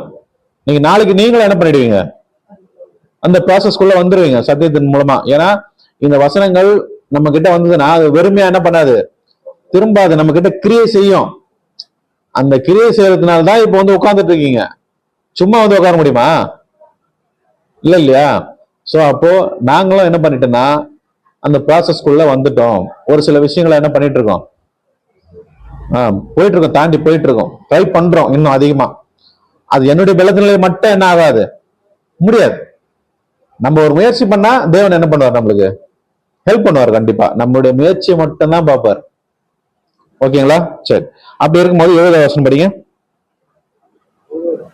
இயேசு அவர்களை நோக்கி, 12 உங்களை நான் தெரிந்து கொள்ளவில்லையா? உங்களுக்குள்ளும் ஒருவன் பிசாசா இருக்கிறான் என்றார். 70 படிக்கிறீங்க. ஓகே. சோ இப்ப என்ன ஆயிடுச்சுன்னா எல்லாருமே பின்வாங்கி போயிட்டாங்க. 12 அப்போஸ்தலர்கள் மட்டும் நிக்கிறாங்க. இதுதான் அழைக்கப்பட்ட நிலைமை இப்போதைக்கு. சரிங்களா? இப்ப இந்த கிளாஸ் கேட்கும்போது எவ்வளவு பேர் வந்தாங்க? 10 பேர் வந்தாங்க. இன்னைக்கு எவ்வளவு பேர் உட்காந்துருக்கீங்க? 6 பேர் உட்காந்துருக்கீங்க. 4 பேருடைய நிலைமை என்னன்னு தெரியல. அங்கங்க ஒரு காரணம் என்ன பண்ணியாச்சு, சொல்லியாச்சு. அங்க வெளியே இருக்காரு, இவங்க இங்க போயிட்டாங்கன்னு சொல்லிட்டீங்க இல்லையா? சோ அது வரக்கூடிய காலத்திலயும் தெரிஞ்சிடும் என்ன நிலைமை அப்படின்னு சொல்லிட்டு, இல்லைங்களா? சோ அப்ப அந்த அழைக்கப்பட்ட நிலைமையில இருந்து அடுத்த நிலைமைக்கு போனோம்னா என்ன பண்ணணும்? அடுத்த நிலைமை என்ன? தெரிந்து கொள்ளப்பட்ட நிலைமை. புரிஞ்சுங்களா? அப்ப இந்த அழைக்கப்பட்ட நிலைமையிலேயே என்ன ஆயிடும் நீங்க சொல்லுங்க? பின்வாங்கிடுவாங்க, நிச்சயமா பின்வாங்கிடுவாங்க. ஏன்னா உபதேசம் அந்த மாதிரி இல்லையா? நீங்க இது மாதிரிதான் வாழணும். ஏன்னா இந்த இடத்துல பாத்தீங்கன்னா இயேசு கிறிஸ்து வந்து நம்முடைய சுயாதீனத்துல என்ன பண்ண மாட்டாரு, தலையிடவே மாட்டார். இது உபதேசம் நம்ம கிட்ட சொல்லியாச்சு. கீழ்ப்படிவதும் கீழ்ப்படியாததும் உங்களுடைய விருப்பம், நான் கம்பல் பண்ண மாட்டேன். புரியுதுங்களா? எனக்கு கட்டளையே என்னுடைய பிரமாணத்தை நான் உங்ககிட்ட என்ன பண்ணிட்டேன், நான் சொல்லிட்டேன். நீங்க கீழ்ப்படிஞ்சு வந்தீங்கன்னா வாங்க, இல்லைன்னா வர வேண்டாம். அதுக்காக கண்டிப்பா நீங்க வந்துதான் ஆகணும் அப்படின்னு கம்பல்ஷன்லாம் என்ன பண்ண மாட்டாரு, பண்ணவே மாட்டார். அதான் அவருடைய உபதேசம். இதுக்கு பெஸ்ட் எக்ஸாம்பிள் யார சொல்லலாம் சொல்லுங்க? பழைய ஏற்பாட்டுல. நான் எதுக்கு இந்த பாயிண்ட் சொல்றேன்னா, நம்முடைய சுயாதீனத்தை தலையிட மாட்டாருன்றதுக்காக. ஆபிரகாம் இன்னும் கொஞ்சம் பின்னாடி. ஆதாம் ஆதாம் கிட்ட கட்டளை கொடுத்தாரு இல்லையா, இந்த கனியை புசிக்கும் நாளில். ஆதாம் பழத்தை சாப்பிடும் போது தடுத்திருக்கலாம்ல அவரை, ஏன் தடுக்கல?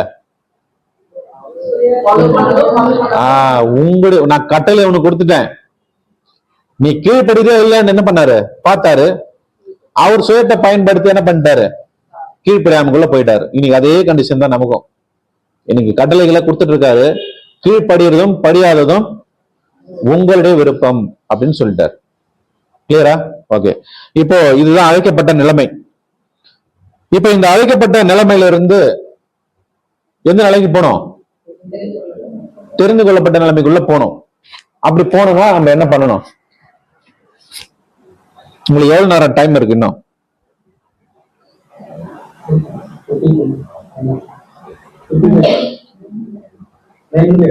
9 மணி வரைக்கும் எடுக்கலாமா?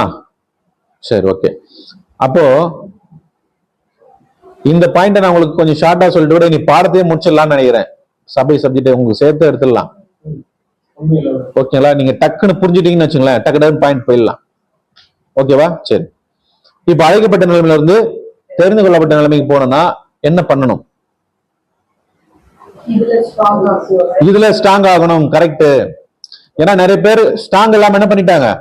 போயிட்டாங்க. அப்ப ஸ்ட்ராங் ஆகணும்னா என்ன பண்ணணும்னா, ஒரு விஷயம் செஞ்சாதான் நம்ம ஸ்ட்ராங் காமிக்க முடியும். அதுக்கு என்ன நம்ம பண்ணணும்?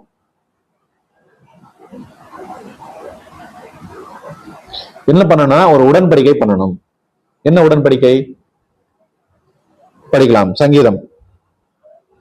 அதுக்கு முன்னாடி 1 Pétரு 3:21 படிச்சிருங்க.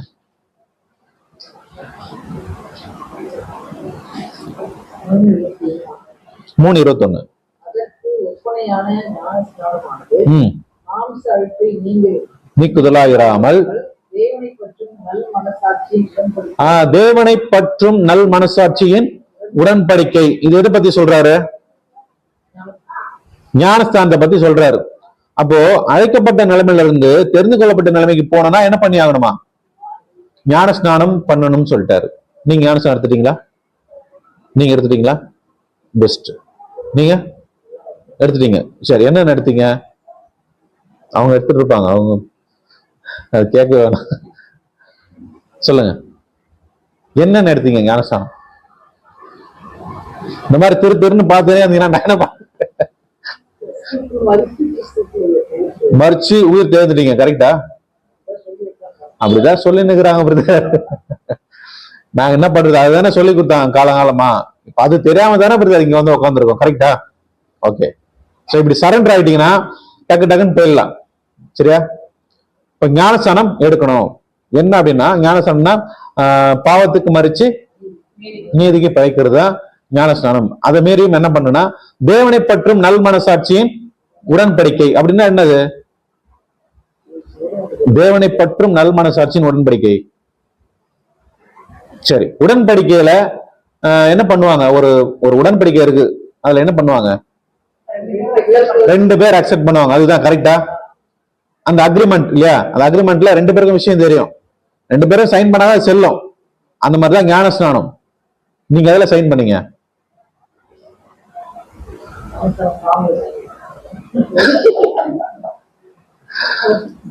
இதுல இருந்து நீங்கள் எங்களுடைய சபையின் அங்கத்தினர் என்பதை நாங்கள் சபையாருக்கு முன்பாக எழுதி கொடுக்கிறேன். இதுவா? இது கிடையாது. அது உலகத்துல நீங்க பண்ணிட்டீங்க. கரெக்ட். ஓகேவா? அப்ப என்ன சொல்றாருன்னா, தேவனை பற்றும் நல் மனசாட்சியின் உடன்படிக்கை. தேவன் யாருன்னு தெரியணும். அவர்கிட்டதான் நம்ம என்ன பண்றோம்? இப்போ உடன்படிக்கை பண்றோம். என்னன்னு பண்றோம்? நான் இதுக்கப்புறம் என்னுடைய வாழ்க்கை நான் என்ன பண்ண மாட்டேன், வாழ மாட்டேன். நீங்க என்ன சொல்றீங்களோ அதுதான் செய்ய போறேன் இனிமேல். இதுதான் ஞானஸ்நானம். அப்படி பண்ணீங்களா? இல்ல. சரி, ஞானஸ்நானம்ன்ற பாடத்துல இன்னும் தெளிவா பார்க்கலாம். இன்ச் பை இன்ச்சா பார்க்க போறோம் அதுல. சரி, ஜஸ்ட் இப்ப இது மட்டும் தெரிஞ்சுங்க. அப்போ நம்ம என்ன பண்ண போறோம்ன்றது அந்த அக்ரிமெண்ட்ல உங்களுக்கு தெரிஞ்சிருக்கணும். அதுவே தெரியலையே. அது தெரியாம என்ன பண்ணிட்டேன், இப்போ சைன் பண்ணிட்டேன். செல்லுமா? கொஞ்சம் கஷ்டம்தான். சரிங்களா? ஸோ அப்படி இருக்கும்போது அந்த டேர்ம்ஸ் அண்ட் கண்டிஷன் நம்மளுக்கு தெரியணும், தெரிஞ்சு சைன் பண்ணதுதான் கரெக்டா இருக்கும். அப்ப தேவன் யாரு, குமாரன் யாருன்னு இதெல்லாம் நம்ம என்ன பண்ணணும், தெளிவா தெரிஞ்சு நான் இதுக்கப்புறம் உங்களுக்கு தான் நான் சரண்டர் பண்ணிட்டேன் லைஃபை, நீங்க என்ன சொல்றீங்களோ அதன்படிதான் நான் வாழ போறேன்னு உள்ள வர்றதுதான் ஞானஸ்நானம்.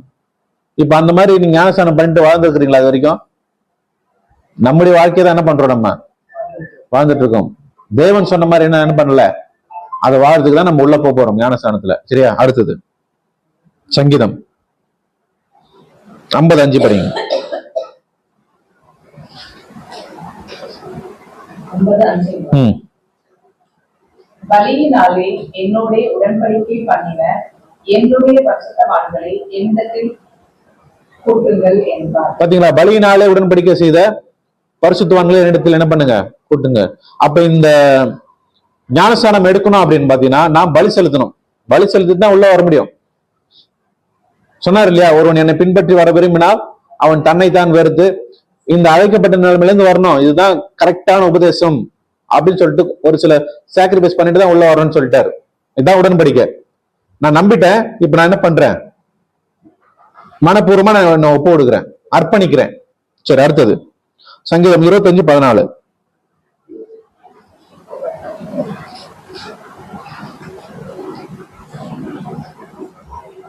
கர்த்தருடைய ரகசியம் அவருக்கு பயந்தவர்களிடத்தில் இருக்கிறது. பாத்தீங்களா? படிங்க படிங்க. அவர்களுக்கு தம்முடைய உடன்படிக்கையை தெரியப்படுத்தினார். பாத்தீங்களா?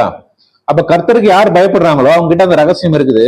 அவங்க கிட்டதான் என்ன தெரியப்படுத்துவாராம், எந்த உடன்படிக்கை தெரியப்படுத்துவாரு? இப்ப பேசணும் இல்லைங்களா ஞானஸ்நானம் பத்தி, இந்த உடன்படிக்கை தெரியப்படுத்துவார். புரியுதுங்களா? அப்ப இந்த பேப்டிசம் எடுக்கிறது மூலமா தான் நான் எந்த நிலைமைக்குள்ள வரேன், தெரிந்து கொள்ளப்பட்ட நிலைமைக்குள்ள வந்துட்டேன். நான் இது இருக்காமையே இருந்தேன்னா எந்த நிலைமைக்கு தான் இருப்பேன், அழைக்கப்பட்ட நிலைமையில தான் இருப்பேன். புரிஞ்சுதுங்களா? அப்ப தெரிந்து கொள்ளப்பட்ட நிலைமைக்குள்ள வந்துட்டேன். வந்து நான் என்ன பண்ணணும், ரோமர் 12:1 படிங்க.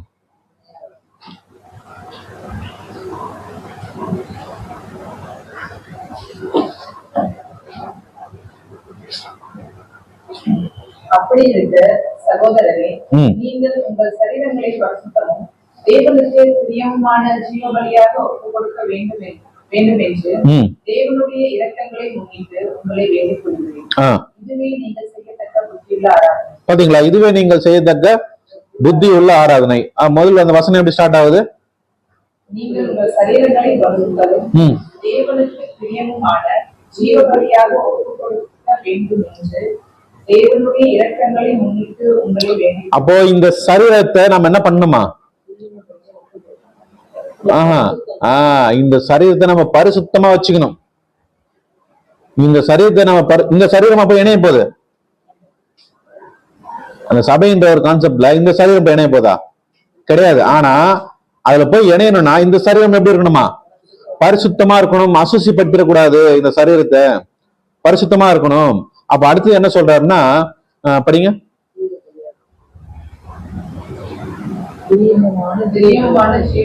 ஜீவ பலியா நம்மளை ஒப்பு கொடுக்கணும். ஜீவ பலினா நம்ம அநேக நேரம் பார்த்துட்டு இருப்போம். ஜீவ பலினா என்னது ஞாபகம் இல்லையா? ஜீவ பலி அப்படின்னா என்னுடைய ஜீவனுக்கு சொந்தமானது எல்லாத்தையுமே தேவனுக்கு என்ன பண்ணணும், சாக்ரிஃபைஸ் பண்ணணும், பலி கொடுக்கறது. கரெக்டா? ஃபாஸ்டா போறனா? ஓகே. சோ பழைய ஏற்பாட்டுல வந்து பாத்தீங்கன்னா இஸ்ரேல் ஜனங்கள் பலி கொடுத்திருப்பாங்க. எதை பலி கொடுப்பாங்க? ஆடையோ மாடையோ என்ன பண்ணுவாங்க, கொண்டு போயிட்டு அதை வெட்டி எரிச்சிருவாங்க. இது என்னன்னு பாத்தீங்கன்னா சர்வாங்க தகன பலி. சர்வத்தையும் சர்வ அங்கத்தையும் என்ன பண்றாங்க, தகனிக்கிறாங்க. இதான் சர்வாங்க தகன பலி. அதே மாதிரி நம்மள என்ன பண்ண சொல்றாரு, ஜீவ பலியா கொடுக்க சொல்றாரு. நம்மள என்ன பண்ணிக்கலாம் இப்போ ஜீவ பலியா கொடுக்கணும்னா?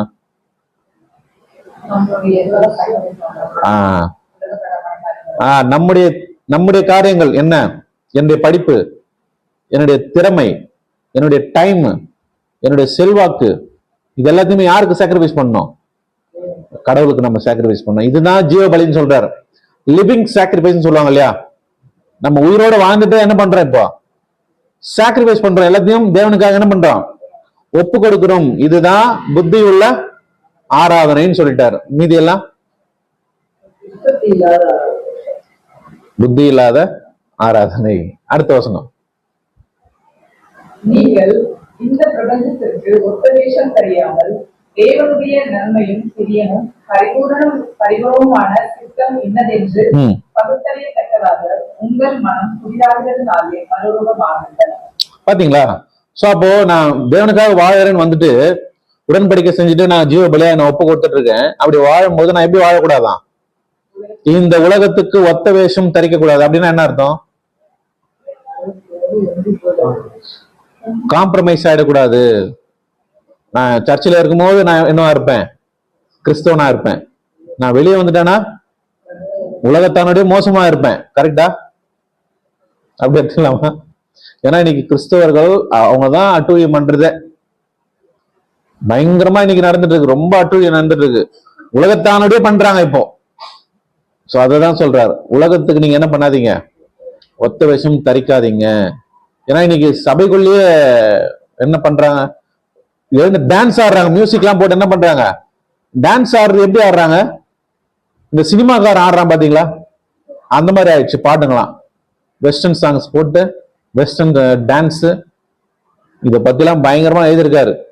என்னன்னா களியாட்டுகளுக்கு நீங்க என்ன பண்ணிடாதீங்க, துணை போயிடாதீங்கன்னு சொல்லிருக்கு. அந்த களியாட்டெல்லாம் எங்க வந்துருச்சு? இப்போ சபைக்குள்ள வந்துருச்சு.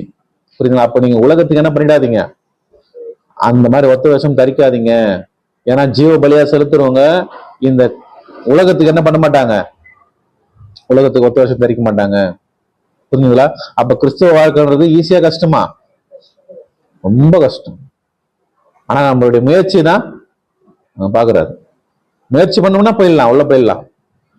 ரொம்ப கஷ்டமா தான் தெரியும், முயற்சி பண்ற வரைக்கும் அது கஷ்டமா தான் இருக்கும். சரிங்களா? இதுதான் தெரிந்து கொள்ளப்பட்ட நிலைமை. ஓகேவா? அழைக்கப்பட்ட நிலைமையில இருந்து எங்க வந்தாச்சு? இப்போ தெரிந்து கொள்ளப்பட்ட நிலைமைக்குள்ள வந்தாச்சு. இப்போ தெரிந்து கொள்ளப்பட்ட நிலைமையில இருந்து எந்த நிலைமைக்குள்ள போனோம்?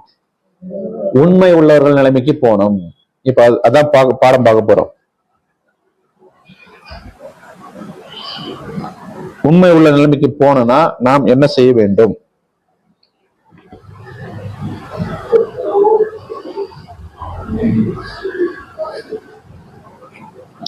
மத்தேயு படிக்கலாம் பாருங்க. மத்தேயு 24ஆம் அதிகாரம் 13ஆம் வசனம்.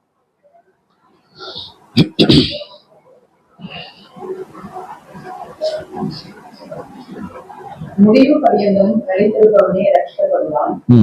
ராஜ்யத்தினுடைய இந்த சுவிசேஷம் உலகம் எங்கும் உள்ள சகல ஜாதிகளுக்கும் சாட்சியாக பிரசங்கிக்கப்படும். போதும். சோ இப்ப இந்த வசனம் என்ன சொல்லுச்சுன்னா, முடிவு பரியந்தம் நிலை நிற்பவனே ரட்சிக்கப்படுவான். சோ இதுதான் உண்மை உள்ள ஸ்டேஜ். இந்த அழைக்கப்பட்ட நிலைமையும் தெரிந்து கொள்ளப்பட்ட நிலைமையில இருந்து யார் கடைசி வரைக்கும் உண்மையா நிக்கிறாங்களோ, முடிவு பரியந்தம் அப்படின்னா எந்த முடிவு பரியந்தம்? அவர் வருகை வரைக்கும் நம்ம உயிரோட இருப்போமா?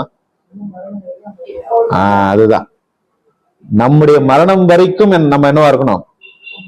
உண்மையா இருக்கணும். அப்படின்னா என்ன கண்டிஷன்? அது உண்மையா இருக்கணும்னா என்னது? உண்மையே பேச வேண்டும்.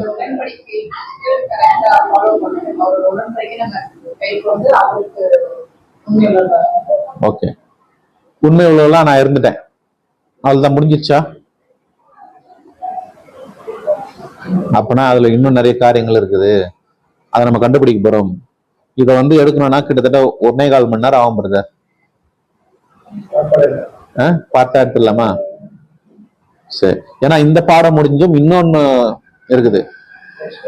நெக்ஸ்ட் கிளாஸ்ல அதை நம்ம பார்த்துடலாம். சரியா? சோ அப்ப அந்த உண்மை உள்ளவர்கள் என்ன அப்படின்னு பாத்தீங்கன்னா, நம்ம கவுண்ட் படிச்சிருக்கோமா? பரலோகத்துக்கு இவ்வளவு பேர் தான் போவாங்கன்னு.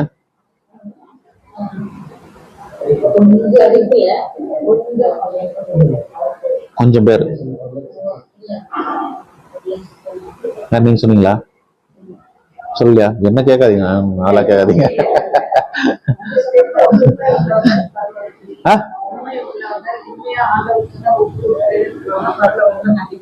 இருப்பாங்க.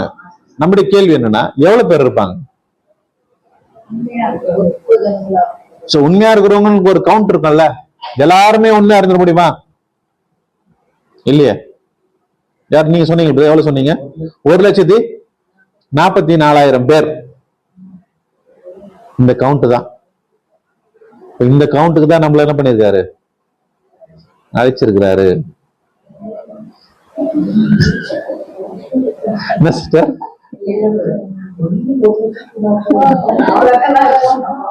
அவ்வளவுதான் கவுண்ட். பைபிள்ல வந்த count. இப்போ உலகப்பிரகாரமா இருக்கிறவங்க உலக பிரகாரமா இருக்கிறவங்க பாத்தீங்கன்னா அவங்களுக்கும் இருக்குது, வாய்ப்பு இருக்குது. ஆனா இப்ப கிடையாது.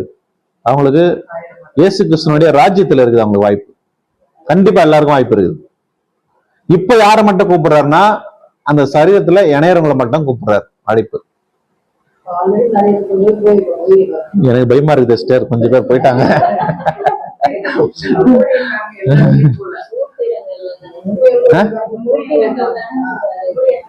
கோத்திரங்கள். ஆனா என்ன சொல்லியிருக்காருன்னா சிறுமந்தைன்னு சொல்லியிருக்காரு. கரெக்டா? இது பெருமந்தை கிடையாது. பரலோகத்துக்கு போறது சிறுமந்தை தான். லூக்காலே வசனம் இருக்கு, 12 42 வசனம். சிறுமந்தையே பயப்படாதுன்னு இருக்கும் வசனம். புரியுதுங்களா? அப்போ இது வந்து சின்ன கவுண்ட் தான். ஏன் பிரதர் 1,44,000 பேர்? ஒரு 5 லட்சம் 10 லட்சம் கொடுத்து நல்லா தருவேன். இது நம்மளுடைய கவுண்டிங், அவருடைய கவுண்டிங்க்கு ஒரு நாடு ஒரு வருஷம் 1000 ஆண்டு. இல்ல இப்ப அதையே நம்ம கண்டுபிடிச்சிடலாம். அதை கண்டுபிடிக்கதான் பாடமே. நம்மளுக்கு கேள்வி வரலாம், கிட்டத்தட்ட இந்த அழைப்பு வந்து 2000 வருஷமா போயிட்டு இருக்கு இல்லையா? எப்பத்துல இருந்து இயேசு கிறிஸ்து மாறிச்சு உயிரோட போயிட்டதுக்கு அப்புறம் அதுல இருந்து இந்த சுவிசேஷம் போயிட்டு இருக்கு. 2000 வருஷமா இன்னுமா கம்ப்ளீட் ஆகாம இருக்கு? 1,44,000 பேரு. அப்பனா எவ்வளவு டஃப்னு பாருங்க லைஃப். எவ்வளவு ஃபில்டர் ஆகணும் பாத்தீங்களா? சும்மா சாதாரணமா போயிட முடியுமா உள்ள? இன்னைக்கு உபதேசம் என்ன கிறிஸ்தவ மண்டலத்துல? ஞான ஸ்நானம் எடுத்துட்டீங்கன்னா எங்க போயிடலாம்? ஒரு காலம் முடியாது. சத்தியம் தெரியாம சத்தியம் தெரியாம ஒரு இன்ச்சு கூட வைக்க முடியாது சிஸ்டர். அந்த 1,44,000 போறதுக்கு பாருங்க, இவ்வளவு வருஷமா காலிங் போது அதுல இன்னும் அது இன்னும் முடியல, அழைப்பு முடியல. இன்னைக்கு வரைக்கும் போயிட்டே இருக்குது. ஏன்னா அதுக்கான ஆட்கள் கரெக்டா என்ன ஆகல, இன்னும் ஃபிட் ஆகல. அந்த சரீரம் என்ன ஆகல, முழுமை அடையல. வாய்ப்பு போயிட்டே இருக்குது. பாத்தீங்களா? இப்ப செதுக்கிட்டே இருக்கிறாரு. அதை செதுக்கிறதுக்கு தன்னை ஒப்பு கொடுக்காத என்ன பண்ணிடுவாரு, தள்ளிடுவாரு. அடுத்து என்ன எடுப்பாரு, இதை ஷேப் பண்ணுவார். இது ஒப்பு கொடுத்துச்சுன்னா இதை கொண்டு போய் ஃபிட் பண்ணுவார். இதுதான் ப்ராசஸ். இன்னைக்கு உலகத்துல இதுதான் நடந்துட்டு இருக்கு ப்ராசஸ். பாத்தீங்களா? அவர் ஒண்ணு ஒப்பு கொடுத்தா அதை எடுக்கிறாரு. இல்ல சுயாதீனத்துல அவங்க வெளியே போறாங்கன்னா விட்டுறாரு. அழைக்கப்படுறாங்க, நிறைய பேர் அழைக்கப்படுறாங்க, தெரிந்து கொள்ளப்படுறாங்க, உள்ள வராங்க. இந்த நிலைமைக்குள்ளது உண்மை உள்ள நிலைமைக்கு போகாம நிறைய பேர் என்ன ஆயிடுறாங்க, ஃபில்டர் ஆயிடுறாங்க. சோ அப்ப அந்த கவுண்ட் 1,44,000 பேர் அப்படின்னு வேதம் சொல்லுது. படிக்கலாமா வசனங்கள்? படிக்கலாம் பாருங்க. வெளிப்படுத்தல் 14ஆம் அதிகாரம் 4ஆம் வசனம். ஸ்திரீகளால் தங்களை கரைப்படுத்தாதவர்கள் இவர்களே, கற்புள்ளவர்கள் இவர்களே, ஆட்டுக்குட்டியானவர் எங்கே போனாலும் அவரை பின்பற்றுகிறவர்கள் இவர்களே. இவர்கள் மனுஷரில் இருந்து தேவனுக்கும் ஆட்டுக்குட்டியானவருக்கும் முதற்பலனாக மீட்டுக் கொள்ளப்பட்டவர்கள். இவர்களுடைய வாயிலே தவறும் காணப்படவில்லை. இவர்கள் தேவனுடைய சிங்காசனத்துக்கு முன்பாக 4ஆம் வசனம் படிங்க, 4ஆம் வசனம் வரைக்கும். முதல்ல இருந்து படிங்க. மலையின் மேல் ஆட்டுக்குட்டியானவரையும் அவருடைய கூட அவருடைய பிதாவின் நாமம் பல கட்சிகளில் எழுதப்பட்டிருந்த 1,44,000 பேரையும் நிற்க கண்டேன். ஓகே, இப்போ இந்த 1,44,000 பேர் எங்க இருந்து எடுத்துக்கொள்ளப்பட்டவங்க? இஸ்ரேல்ல யூதர்கள் அந்த 12 கோத்திரத்துல இருந்து. 12 அத பத்தி சொல்லுதா?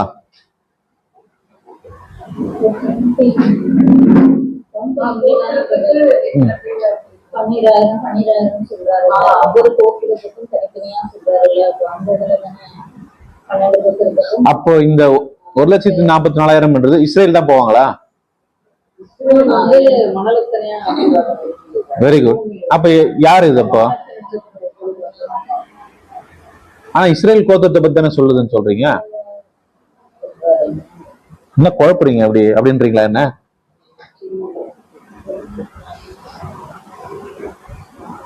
அந்த மாதிரி சொல்லிட்டீங்க. முன்னாடி 12 கோத்திரத்தாலையும் இருக்கலாம். அப்படின்னு பார்த்தா அப்ப இஸ்ரேல் கோத்திரம் தான் போகும் பரலோகத்துக்கு.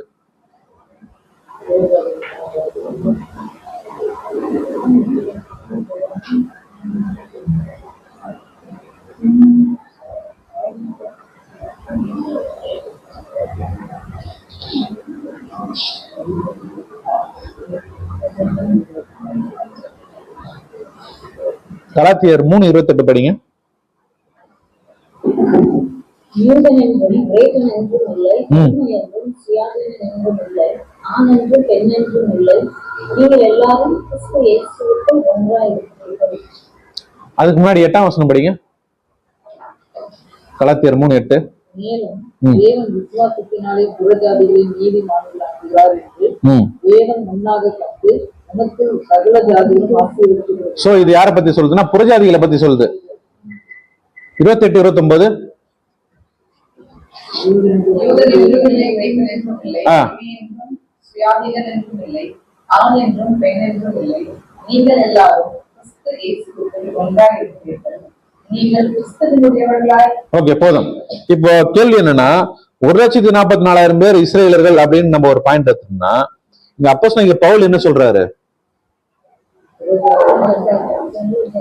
இந்த அழைப்புல இஸ்ரேல் மட்டும் கிடையாது, யாரும் வராங்க, புறஜாதிகளும் வராங்க. அப்ப இதை எடுத்துக்கலாமா?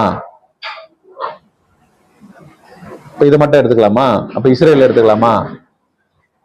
என்ன சொல்ல வராரு? ஒண்ணும் புரியலையே. வெளிப்படுத்தல் 7:4 படிங்க.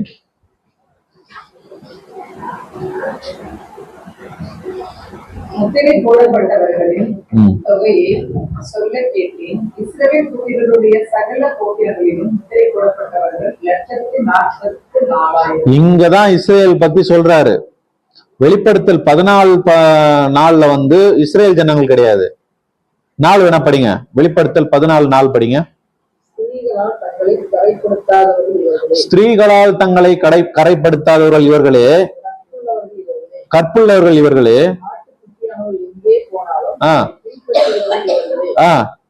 மனுஷரிலிருந்து தேவனுக்கும் ஆட்டுக்குட்டியானவருக்கும் முதற் பலனாக மீட்டுக் கொள்ளப்பட்டது. இவர்கள் வாயிலே கபடம் காணப்படவில்லை.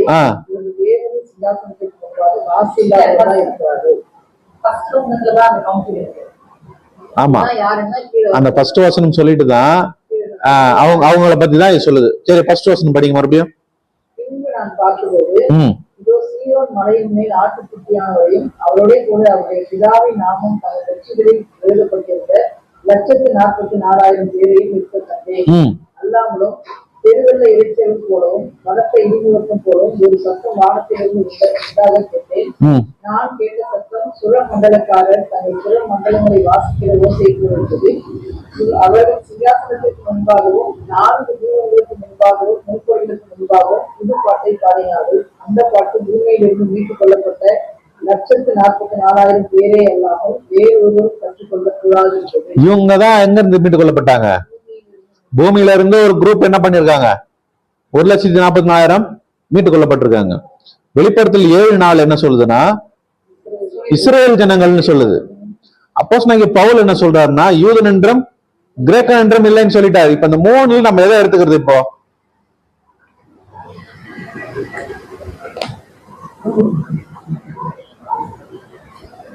உங்களுக்கு 9 மணி வரைக்கும் டைம் இருக்குது.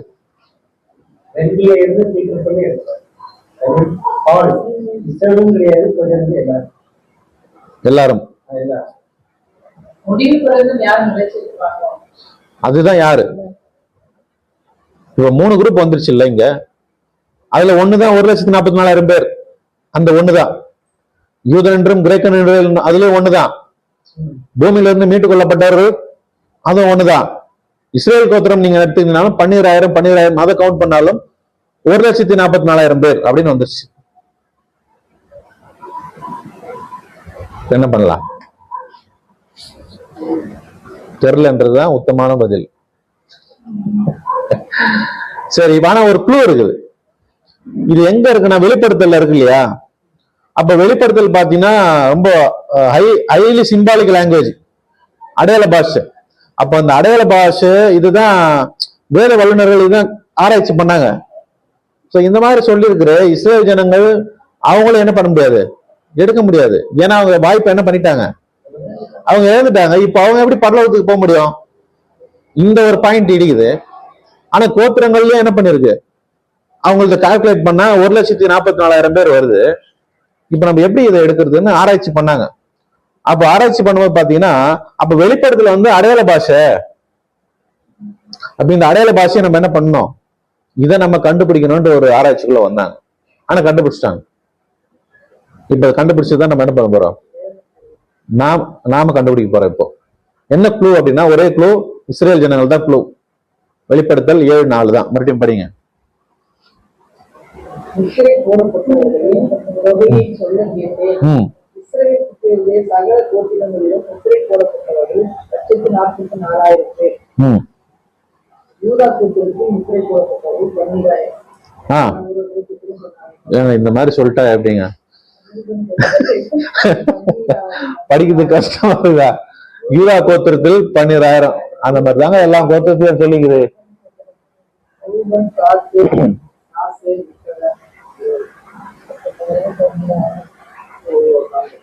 இப்ப இவங்கெல்லாம் யாரு யாரு இவங்க? யாக்கோபுடைய 12 பிள்ளைங்க. கரெக்டா? இதுலயும் பெரிய மிஸ்டேக் நடந்திருக்குது. இப்போ மிஸ்டேக்னா பிரிண்ட் பண்ணும்போது மிஸ்டேக் இல்ல, தேவனே அங்க என்ன பண்ணிருக்காருன்னா அவாய்ட் பண்ணிருக்காரு ஒரு விஷயத்த. யாருன்னா கண்டுபிடிச்சு சொல்லுங்க. இந்த பாயிண்ட்லயே சொல்லிடலாம், இஸ்ரேல் எங்க போகாது, பரலோகத்துக்கு போகாதுன்னு ஃபைனல் பண்ணிடலாம். யாராச்சும் கண்டுபிடிக்கீங்களா பார்க்கலாம்.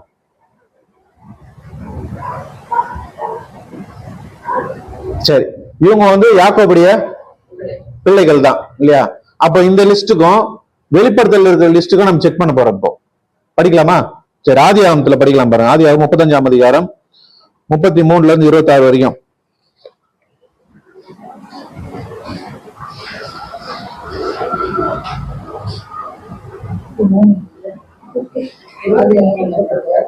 யாக்கோபின் குமாரர் 12 பேர்.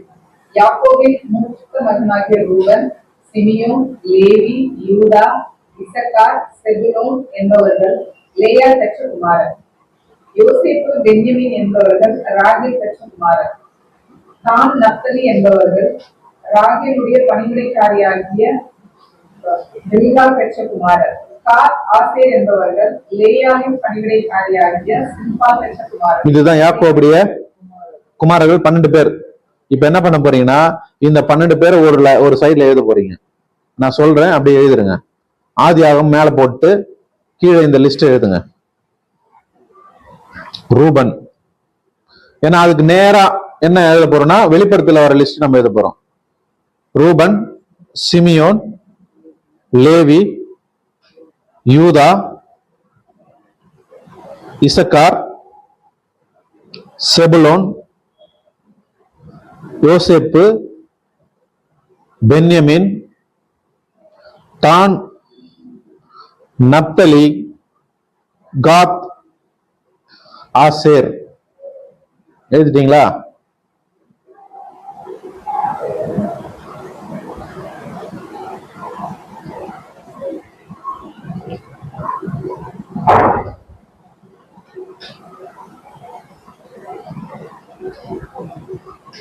எழுதிட்டீங்களா 12 பேரை? சொல்லுங்க.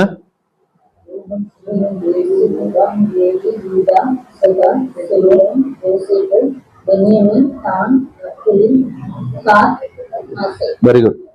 இப்போ வெளிப்படுத்தல இப்ப நம்ம படிச்சோம் இல்லையா 7ஆம் அதிகாரத்துல, அந்த லிஸ்ட சொல்றேன், ஆப்போசிட்ல அப்படியே எழுதுங்க. யூதா,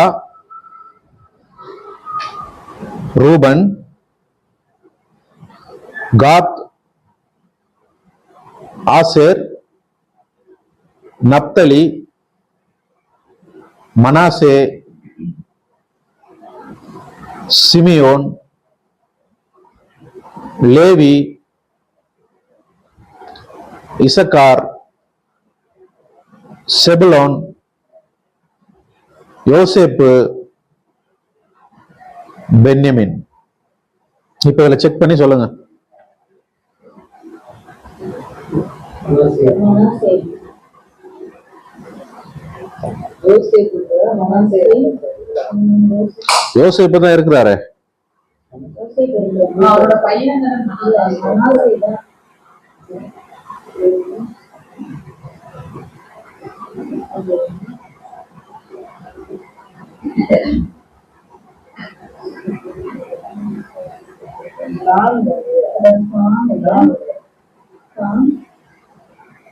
காத்து. அதான் தான் மட்டும் இல்லை. தான் எங்க இல்ல, வெளிப்படுத்தல இல்ல. அதுக்கு பேர் யார் வந்திருக்கா? மனாசே வந்திருக்கிறார். சோ அப்போ இதை நம்ம கவனிக்கும் போது பாத்தீங்கன்னா, அப்போ இந்த 12 கோத்திரத்துல ஒருத்தர் என்ன பண்ணியாச்சு, எடுத்தாச்சு, ஒருத்தர் ஆட் பண்ணியிருக்காரு. அப்ப எந்த கோத்திரம் எங்க போகாது? இஸ்ரேல் கோத்திரம் எங்க போகாது? பரலோக வாய்ப்புக்கு இல்ல. ஏன்னா ஒரு கோத்திரத்தை எடுத்துட்டு மிக்ஸ் பண்ணியிருக்காரு, இப்போ ஆட் பண்ணியிருக்காரு. இப்போ வாய்ப்பு கிடையாது. அப்ப இங்க என்ன கேள்வி வரணும்னா, தான் கோத்திரம் ஏன் இல்ல, அவங்க என்ன பண்ணாங்க? அது நம்ம ஒரு பாடமா பார்க்க போறோம், பின்னாடி பார்க்கலாம். தான் கோத்திரம் ஏன் இந்த லிஸ்ட்ல வரல, ஏன் பர்டிகுலரா இந்த வெளிப்படுத்தல எடுத்துட்டாரு, மிகப்பெரிய ரீசன். அதனாலதான் எடுத்தாரு தானே. சோ அப்படி யோசிக்கும் போது, அப்போ இங்க ஒரு கோத்திரத்தை எடுத்து சேஞ்ச் பண்ணியிருக்காரு, இங்க போல இஸ்ரேல் கோத்திரம் போலன்றது ஒரு வாய்ப்பு, ஒரு முடிவு. அதே மாதிரி அப்போ இன்னும் இதுல எக்ஸ்ட்ராவா என்ன நம்ம ஆராய்ச்சி பண்ணலாம் அப்படின்னு பார்க்கும்போது, இதுல என்ன இருக்குது, இந்த 12 கோத்திரத்துல என்ன இருக்குதுன்னு கண்டுபிடிச்சாங்க. அப்படி கண்டுபிடிக்கும் போது பாத்தீங்கன்னா, ஒவ்வொரு பேர்லயும் ஒரு அர்த்தம் இருக்குது. அதுதான் இப்ப நம்ம கண்டுபிடிக்க போறோம். அந்த ஒரு பேர்லயும் ஒரு அர்த்தம். அந்த அர்த்தத்தை ஃபாலோ பண்ணா மட்டும்தான் எந்த நிலைமைக்குள்ள போக முடியும், உண்மை உள்ள நிலைமைக்கு போக முடியும். இதை கண்டுபிடிச்சாங்க அவங்க. சரிங்களா? படிக்கலாமா? என்ன படிக்கலாம்னு பாத்தீங்கன்னா, இப்ப ஆபிரகாமுக்கு அவருடைய பேருக்கு அர்த்தம் தெரியுமா நம்மளுக்கு? ஆபிரகாம் அப்படின்னா அதுக்கு முன்னாடி அவர் பேரு ஆபிரகாம் என்ன அர்த்தம் என்பதும் உயர்வான தகப்பன். அதுக்கப்புறம் தான் விசுவாச தகப்பன்லாம் நம்ம படிச்சிருப்போம். ஆமா, ஆபிராம் அப்படின்னும் போது உயர்வான தகப்பன் அர்த்தம். ஆபிரகாம்னு சொல்லும் போது திரளான ஜனங்களின் தகப்பன்.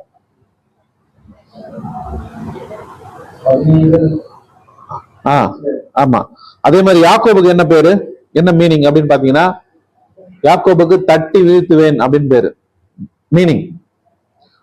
இஸ்ராயலுக்கு என்ன மீனிங்?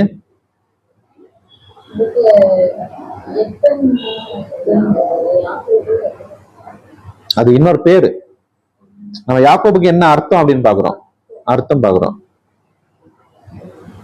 இஸ்ரேலுக்கு என்ன அர்த்தம் படிச்சிருக்குமே, இஸ்ராயேல் தேவனோடும் மனிதனோடும் போராடி மேற்கொண்டவன், அதான் இஸ்ராயேல். அந்த மாதிரிதான் இப்போ இஸ்ரேல் இந்த 12 கோத்திரத்துல அந்தந்த பேர்களுக்கு என்ன அர்த்தம் நம்ம கண்டுபிடிச்சிட்டோம்னா அதன்படி நம்ம வாழ போறோம். 8:40 எத்தனை கோத்திரம் நம்ம பார்க்கலாம்? இன்னும் 20 மினிட்ஸ் இருக்குது. எவ்வளவு முடியுமோ பார்க்கலாம். சரிங்களா? ஓகே. அப்ப முதல்ல என்ன பார்க்க போறோம்னா, ரூபன் கோத்திரத்தை நம்ம பார்க்கலாம். ரூபன், ஆதியாகமம் 29ஆம் அதிகாரம் 32ஆம் வசனம்.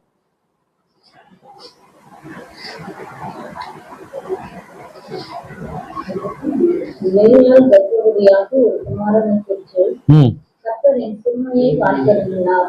அப்பொழுது என் புருஷன் என்னை நேசிப்பார் என்று சொல்லி அவனுக்கு ரூபன் என்று பெயரிட்டாள். ஓகே.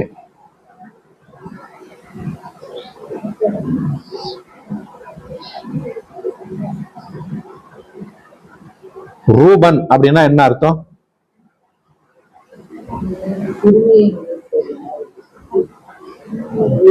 நினைத்தருளினாரா?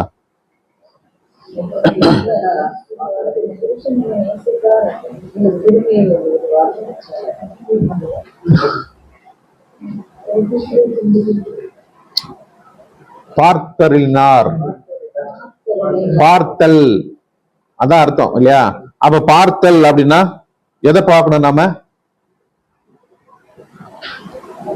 யூடியூப்ல வர்றதெல்லாம் பார்க்கணும் பிரதர். அப்படியா? அப்படின்னா இயேசு கிறிஸ்து என்ன சொல்லியிருக்காருன்னா யோவான் 5ஆம் அதிகாரம் 39ஆம் வசனம்.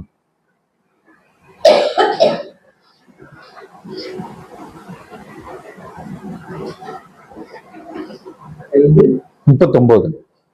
வேத வாக்கியங்களை ஆராய்ந்து பாருங்கள். அதான் அவைகளால் உங்களுக்கு நித்திய ஜீவன் உண்டென்று எண்ணுகிறீர்களே, என்னை குறித்து சாட்சி கொடுக்க வேண்டும் அவைகளே. பாத்தீங்களா? அப்ப வேத வாக்கியங்களை தான் நம்ம என்ன பண்ணுமா? ஆராய்ச்சி பண்ணி பார்க்கணும். வேத வாக்கியங்களை தான் நம்ம பார்க்கணும். அதுதான் நம்மள எங்க கொண்டு போகணும்? நித்திய ஜீவனுக்கு கொண்டு போகும் அப்படின்னு சொல்லிட்டாரு. அப்ப பார்த்தல் அப்படின்னா நம்ம எதை பார்க்கணும்னா வேத வாக்கியங்களை. அப்போ பாத்தீங்களா, பேர்ல இருக்கிற அந்த குணலட்சணம் தான் நம்ம கிட்ட இருக்கணும்ன்றத கண்டுபிடிச்சாங்க. இன்னொரு வசனம் படிக்கலாம். அப்போஸ்தலர் 17ஆம் அதிகாரம் 11ஆம் வசனம்.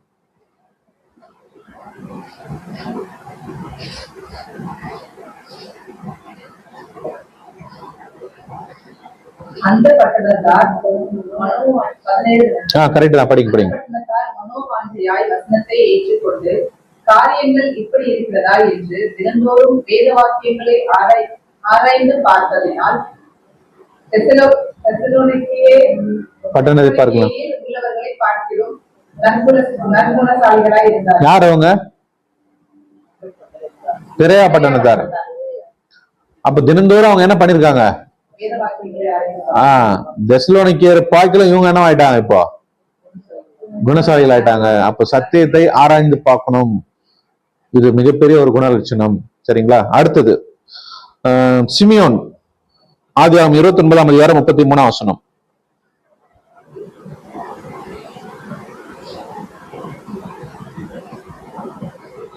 மறுபடியும் அவள் தத்துவதை ஆகி ஒரு குமாரனை பெற்று, நான் அப்பமா எண்ணப்பட்டதை கர்த்தர் கேட்டருளி இவனையும் எனக்கு தந்தார் என்று சொல்லி அவனுக்கு சிமியோன் என்று பெயரிட்டார்.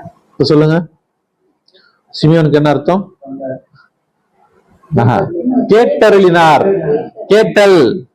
முதல்ல பார்த்தல் பார்த்தோம், இது கேட்டல். இப்ப நம்ம எதை கேட்கணும்?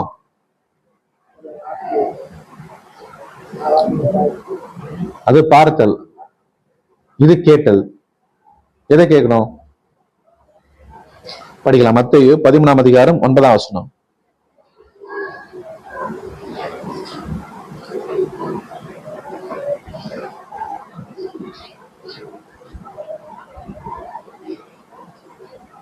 கேட்கிறதற்கு காதுள்ளவன் கேட்க கடவுள் என்றார். கேட்கிறதற்கு காதுள்ளவன். அப்ப காது இருக்குதான்னு கேக்குறா நம்மள. காது எல்லாருக்கும் இருக்குது இல்ல அப்படின்னு என்ன அர்த்தம்? அந்த இருதயம் கேட்கிறதுக்கு அந்த இருதயம் தான் நம்ம கிட்ட சொல்றாரு. அப்புறம் யாக்கோபு 1:19.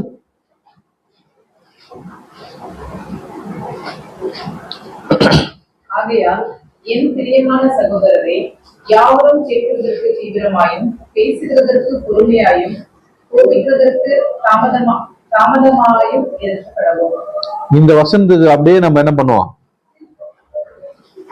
கீழ்படிச்சிருவோம். கரெக்டா? கேட்கிறதற்கு தீவிரமாயும் பேசுகிறதற்கு பொறுமையாயும் கோபிக்கிறதற்கு தாமதமாயும் எதிர்க்கப்படவும். இது அப்படியே ஆப்போசிட் ரியாக்ட் பண்ணுவோம். நம்ம எதையும் டக்குன்னு என்ன பண்ண மாட்டோம்? கேட்க மாட்டோம். பொறுமையா எதையும் என்ன பண்ண மாட்டோம்? கேட்க மாட்டோம். டக்குன்னு கோவப்பட்டுருவோம். அதனாலதான் சொல்லி வச்சிருக்காரு வசனம். அப்ப கேட்கறதுக்கு நம்ம தீவிரமா இருக்கணும். எதை கேட்கறதுக்குன்னா இந்த சத்தியத்தை கேட்கறதுக்கு. இது 2வது குவாலிட்டியை சொல்லிட்டாரு.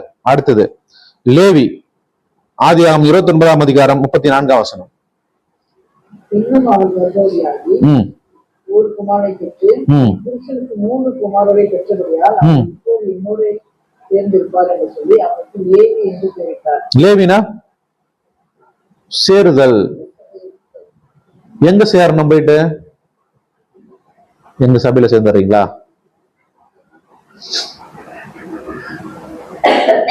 அப்ப எங்க சேரணும்னா யாக்கோபு 4:8 படிங்க. தேவனிடத்தில் சேருங்கள்.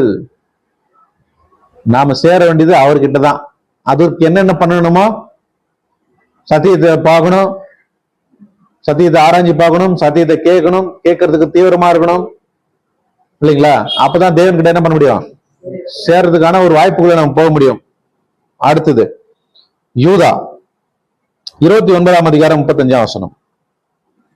மறுபடியும் அவள் கர்த்தவதியாக ஒரு குமாரனை பெற்று ம். இப்பொழுது கர்த்தரை துதிப்பேன் என்று சொல்லி அவனுக்கு யூதா என்று பெயரிட்டார். அப்படின்னா துதித்தல். நாம் என்ன துதிக்கணும்? கர்த்தரே தேவன்.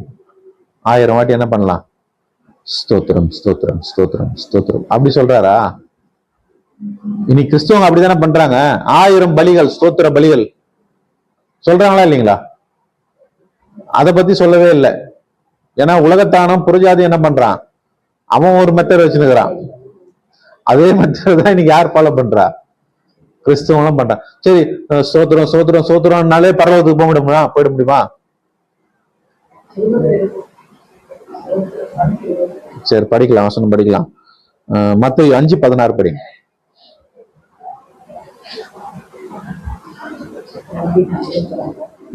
ஓகே, பாருங்க. முடியலன்னா பரவாயில்ல. இவ்விதமாய் மனுஷர் உங்கள் நற்கிரியைகளை கண்டு பரலோகத்தில் இருக்கிற உங்கள் பிதாவை மகிமைப்படுத்தும்படி உங்கள் வெளிச்சம் அவர்கள் முன்பாக பிரகாசிக்கக் கடவுது. பாத்தீங்களா என்ன சொல்றாரு?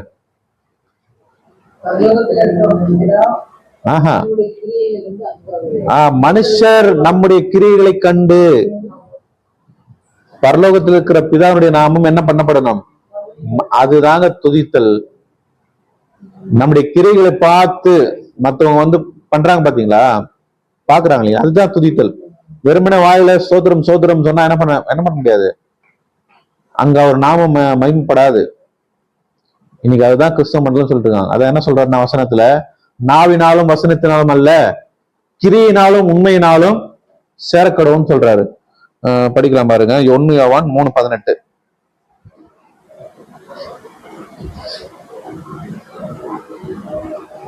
என் பிள்ளைகளே, வசனத்தினாலும் நாவினாலும் அல்ல கிரியையினாலும் உண்மையினாலும் அன்பு கூறக்கடவும். பாத்தீங்களா, கிரியினாலும் அன்பினாலும் அன்பு கூறக்கடவும், உண்மையினாலும்.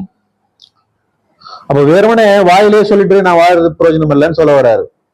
நம்முடைய வாழ்க்கையில செயல்முறைப்படுத்தணும். அதுதான் துதித்தல். இன்னும் மீறி நம்ம போகும். இன்னும் அதுல கேள்விகளும் வரும்.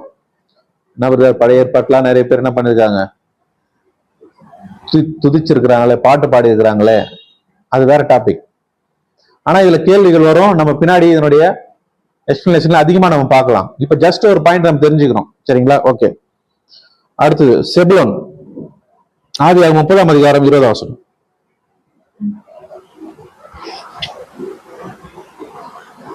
அப்பொழுது லேயா, தேவன் எனக்கு நல்ல ஈவை தந்தார், என் புருஷனுக்கு நான் 6 குமாரரை பெற்றபடியால் இப்பொழுது அவர் என்னுடனே வாசம் பண்ணுவார் என்று சொல்லி எனக்கு செபுலோன் என்று பெயரிட்டார். அப்படின்னா என்ன அர்த்தம்? செபுலோன் வாசம் பண்ணுவார். எபேசியர் 2:19.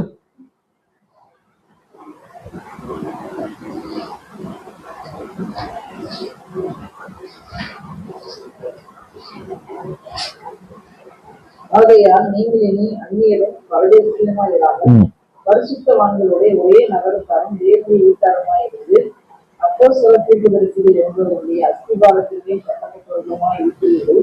அதற்கு இயேசு கிறிஸ்து தாமே மூலை சொல்ல இருக்கிறார். அடுத்தது படிங்க. அவர் மேல் மாலையை முழுவதும் இசைவாய் இணைக்கப்பட்டு மக்களுக்குள் பரிசுத்த ஆலயமாக இருக்கிறது. அவர் மேல் நீங்களும் ஆவியினாலே தேவனுடைய வாசஸ்தலமாக கூட்டி கட்டப்பட்டு வருகிறீர்கள். 19 என்ன சொல்லுது? படிங்க. ஆகையால் நீங்கள் இனி அந்நியரும் பரதேசியுமாய் இல்லாமல் பரிசுத்தவான்களோட ஒரே நகரத்தாரும் தேவனுடைய வீட்டாருமாய் இருந்து தேவனுடைய வீட்டாருமாய் இருந்து. சோ அப்பதான் அவர் என்ன பண்ணுவார்? நம்ம கிட்ட வாசம் பண்ணுவார். தேவனுடைய வீடா நம்ம மாறணும் இல்லையா? 2 கொரிந்தியர் 6:16 படிங்க.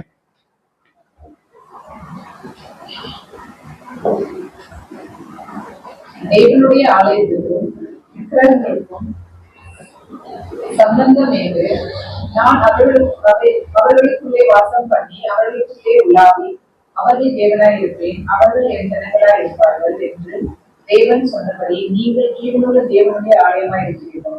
நீங்களே ஜீவனுள்ள தேவனுடைய ஆலயமா இருக்கிறீர்களே.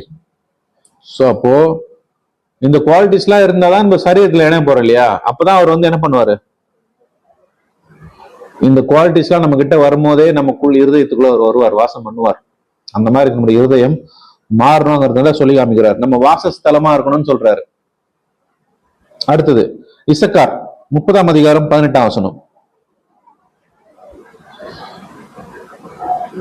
அப்பொழுது இல்லையா, நான் என் வேலைக்காக என் புருஷனுக்கு கொடுத்த பலனை தேவன் எனக்கு தந்தார் என்று சொல்லி அவனுக்கு இசக்கார் என்று பெயரிட்டார்.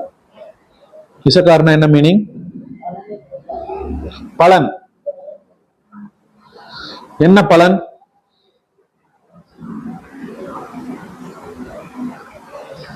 படிக்கலாம். யாக்கோபு 1ஆம் அதிகாரம் 18ஆம் வசனம்.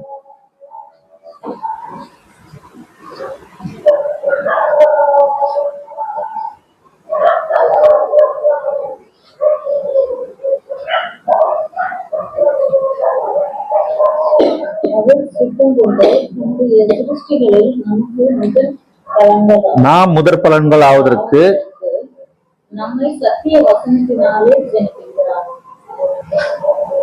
அப்ப பலன் தரக்கூடிய காரியங்கள் நம்ம வாழ்க்கையில் நடக்கணும். அது எப்படி நடக்கும் அப்படின்னா, இந்த சத்திய வசனத்தின் மூலமா தான் நாம் என்ன பண்ண முடியும்? ஜெனிப்பிக்கப்படணும். முதல்ல ஜெனிப்பிக்கப்பட்டாதான் நான் முதற் பலன்களா ஆக முடியும். அப்ப ஃபர்ஸ்ட் பார்ன் யாருன்னு பார்க்கும்போது நம்முடைய ஆண்டவராகிய இயேசு கிறிஸ்து தான். அப்ப அவர் ஃபர்ஸ்ட் பார்னா இருக்கும்போது நாமளும் அந்த சரீரத்துல என்ன ஆக போறோம்? இணைய போறோம். மறுபடியும் அந்த வசனம் படிங்க. அவர் சித்தம் கொண்டு தம்முடைய சிருஷ்டிகளில் நாம் முதற் பலன்கள் ஆவதற்கு, நம்மை சத்திய வசனத்தினாலே ஜெனிக்கிறார். பாத்தீங்களா, வெறும் வசனத்தினால அல்ல, சத்திய வசனத்தினாலே ஜனிப்பித்தார். அப்ப நம்ம சத்திய வசனத்தின் மூலமா தான் ஜனிப்பிக்கப்படணும். அப்படி வரும்போதுதான் நாம் பலன் தரக்கூடிய காரியத்துக்குள்ள நம்ம போக முடியும். இப்ப எத்தனை பாயிண்ட் பார்த்திருக்கோம்? 6 பார்த்திருக்கோம். மீதி 6 பாயிண்ட அடுத்த கிளாஸ்ல என்ன பண்ணலாம் நம்ம பார்க்கலாம். அது இன்னும் இன்ட்ரெஸ்டிங்கா இருக்கும். டீட்டெயிலா நம்ம பார்க்கலாம். சரிங்களா? அப்ப என்ன கேட்டகரியில வந்தோம்? இப்ப நம்ம உண்மை உள்ளவர்கள். அப்ப அந்த உண்மை உள்ளவர்களுக்கு ஒரு சில வசனங்கள் நம்ம படிச்சோம் இல்லையா? வெளிப்படுத்தல 14:4 படிங்க.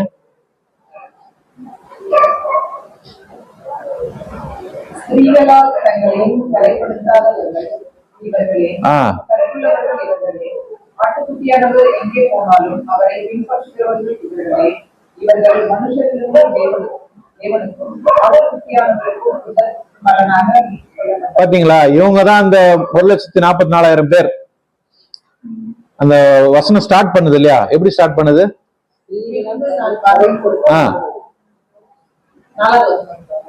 நாலாவது வசனம் படிங்க. ஸ்திரீகளால் தங்களை, அப்படின்னா என்ன அர்த்தம்? அதுவா? ஸ்திரீகளால் தங்களை கரைப்படுத்தாதவர்கள் இவர்களே.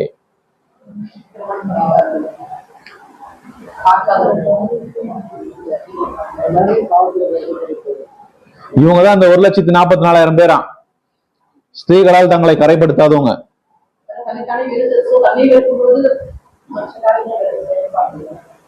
அப்ப நம்ம இதை லிட்டரலா என்ன பண்றோம்? புரிஞ்சுக்கிட்டோம். புரியுதுங்களா? லிட்டரலா புரிஞ்சதுனால்தான் இப்ப அடுத்த பாயிண்ட்டுக்குள்ள போக முடியல. அப்ப ஸ்திரீகளால் கரைப்படுத்தாதவங்கன்னா இது யாரை மட்டும் மென்ஷன் பண்ணுது? ஆண்களை மட்டும் தான் மென்ஷன் பண்ணுது. ஆனா இந்த வாய்ப்புக்குள்ள யாரும் இருக்கிறாங்களே. கேள்வி வருதா? சொல்லுங்க பிரதர். இல்ல இல்ல, அந்த பாயிண்ட் இல்ல. அப்போ யாரா இருக்கும் அந்த ஸ்திரீகள்?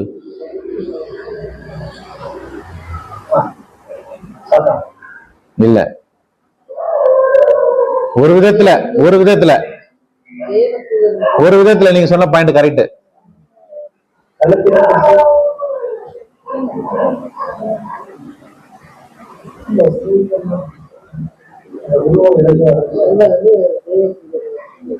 இந்த பாயிண்ட வச்சுதான் இன்னைக்கு வந்து பெண்டிகாஸ்ட், ஆர்சி இதை ஃபாலோ பண்றாங்க.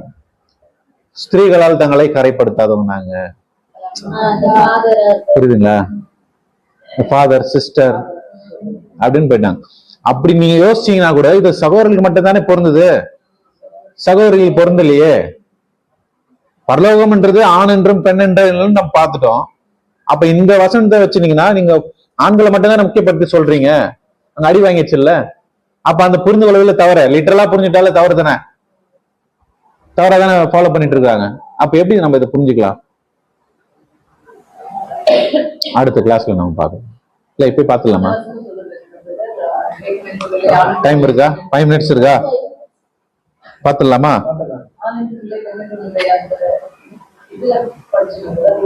சரி, இப்ப நம்ம கண்டுபிடிக்கலாம் பாருங்க. ஏசியா 4:1 தான் உங்களுக்கு க்ளூ, அதுதான் மீனிங்கே.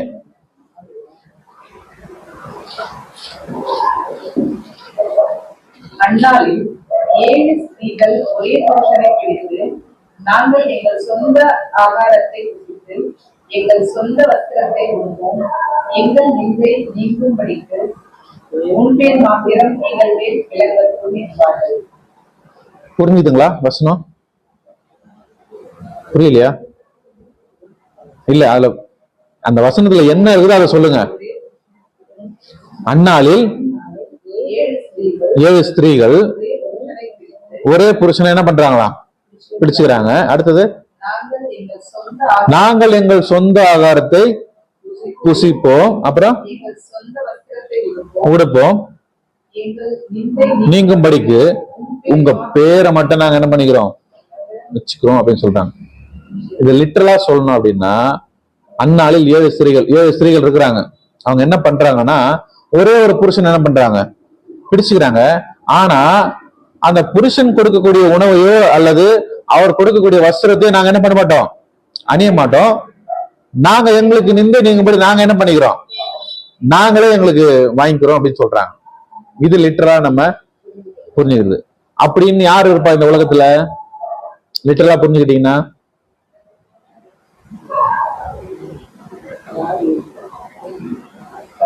உங்க பேரை மட்டும் நாங்க வச்சுக்கிறோங்க, எங்க இஷ்டப்படி தாங்க நடப்போம்.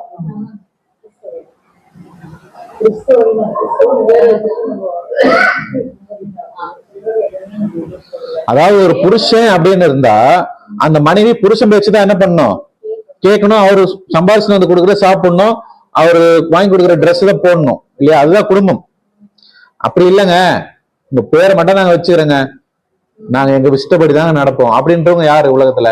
நான் கிறிஸ்துவ கிட்ட போவாதீங்க, அந்த பாயிண்ட்டுக்குள்ள போவாதீங்க. லிட்டரலா நான் கேக்குறேன், லிட்டரலா அது மாதிரி யாரு இருப்பா? வேசித்தனம் பண்றவங்க தான் இருப்பாங்க. வேசித்தனம் பண்றவங்க தான் அப்படி இருப்பாங்க. கரெக்டா? இத நம்ம சபைகளுக்கு இப்ப ஒப்பிட்டு பார்ப்போம். அந்நாளில் 7 ஸ்திரீகள் அப்படின்னா, இன்னைக்கு ஸ்திரீ அப்படின்னாலே சபைதான். 7 சபை இல்ல, 7 ஸ்திரீ அப்படின்னா 7ன்றது ஒரு பூரணம் இல்லையா? இந்த பூரணமான இந்த உலகத்துல, கரெக்டுங்களா? அந்நாளில், வேதத்துல அந்நாளில் வந்தாலே இந்த கடைசி காலத்துல அந்த நம்ம புரிஞ்சுக்கணும். அப்படி இருக்கும்போது 7 ஸ்திரீகள்னா இந்த பூரணமான சபைகள். நல்லா புரிஞ்சுங்க, பூரணமான சபைகள். அவங்க என்ன சொல்றாங்களா? ஒரே புருஷனை பிடித்து. யார் அந்த புருஷன்? ஆண்டவராகிய இயேசு கிறிஸ்து. நீங்க தான் எங்களுக்கு புருஷன் அப்படின்னு நாங்க என்ன பண்றோம்? பிடிச்சுக்கிறாங்க. ஆனா அவங்க என்ன சொல்றாங்கன்னா, எங்கள் சொந்த ஆகாரத்தை நாங்க என்ன பண்ணிக்கிறோம்? எங்க சொந்த வஸ்திரத்தை நாங்க என்ன பண்ணிக்கிறோம் அப்படின்னா, எங்களுக்கான ஒரு கோட்பாடு இருக்குதுங்க, எங்களுக்குன்னு ஒரு கொள்கை இருக்குதுங்க, எங்களுக்குன்னு ஒரு பாரம்பரியம் இருக்குதுங்க, எங்களுக்குன்னு ஒரு ட்ரெஸ் இருக்குதுங்க, அதை நாங்க போட்டுக்கிறோம். ஆனா நீங்க சொன்ன மாதிரிலாம் நாங்க என்ன பண்ண மாட்டோம். கரெக்டா? இயேசு கிறிஸ்து சொன்ன மாதிரி நாங்க என்ன பண்ண மாட்டோம், நடக்க மாட்டோம். எங்களுக்குன்னு ஒரு கொள்கை இருக்குது. இததான் அந்த வசனம் சொல்லுது. ரைட்டா?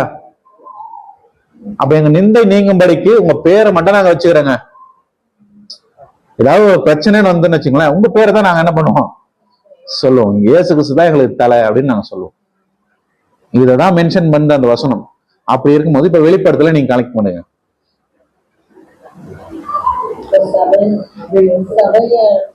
எடுங்க வெளிப்படுத்தல் 14:4